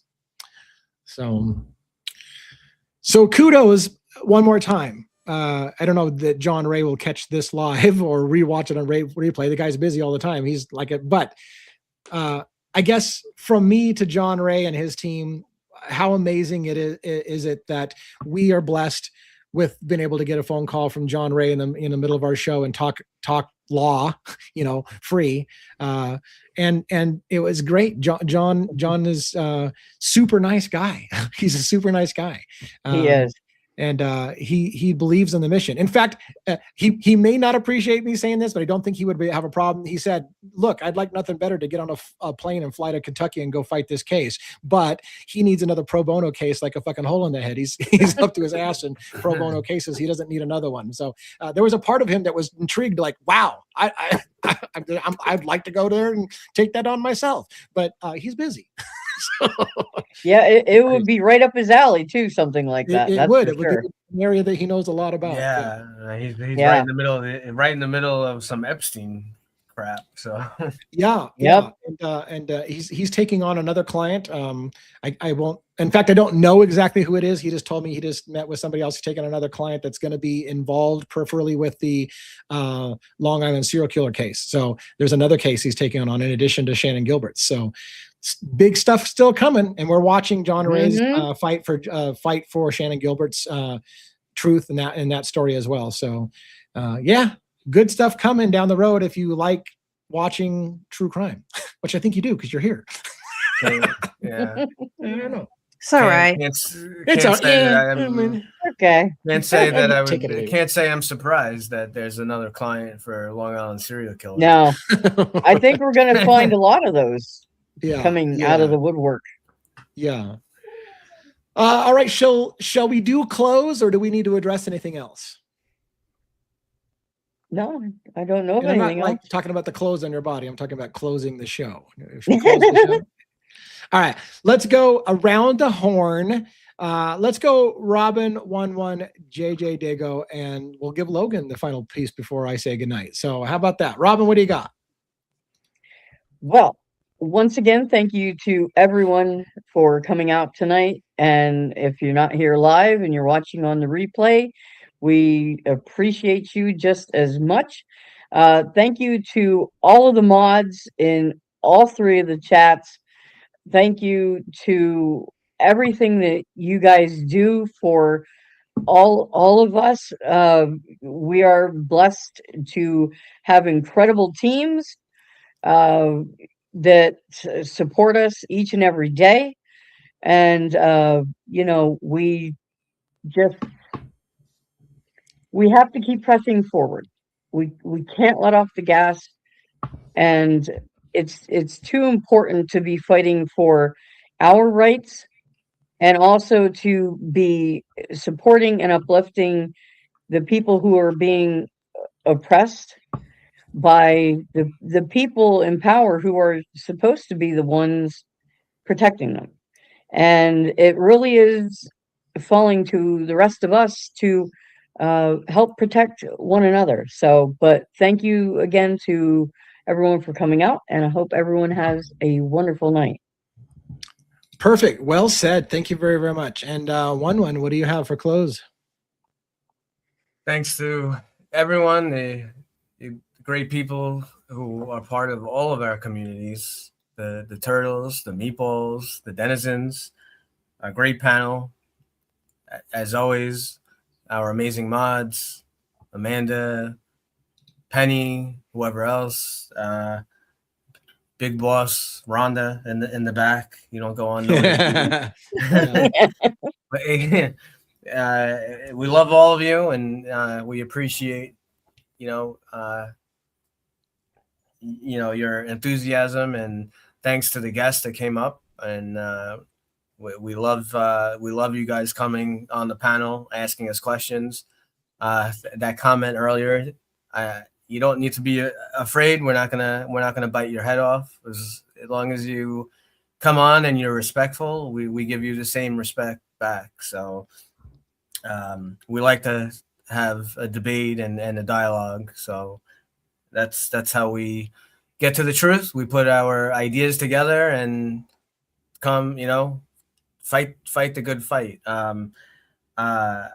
I couldn't believe some of the stuff that I heard earlier on the defense rests had some of the women that came forward.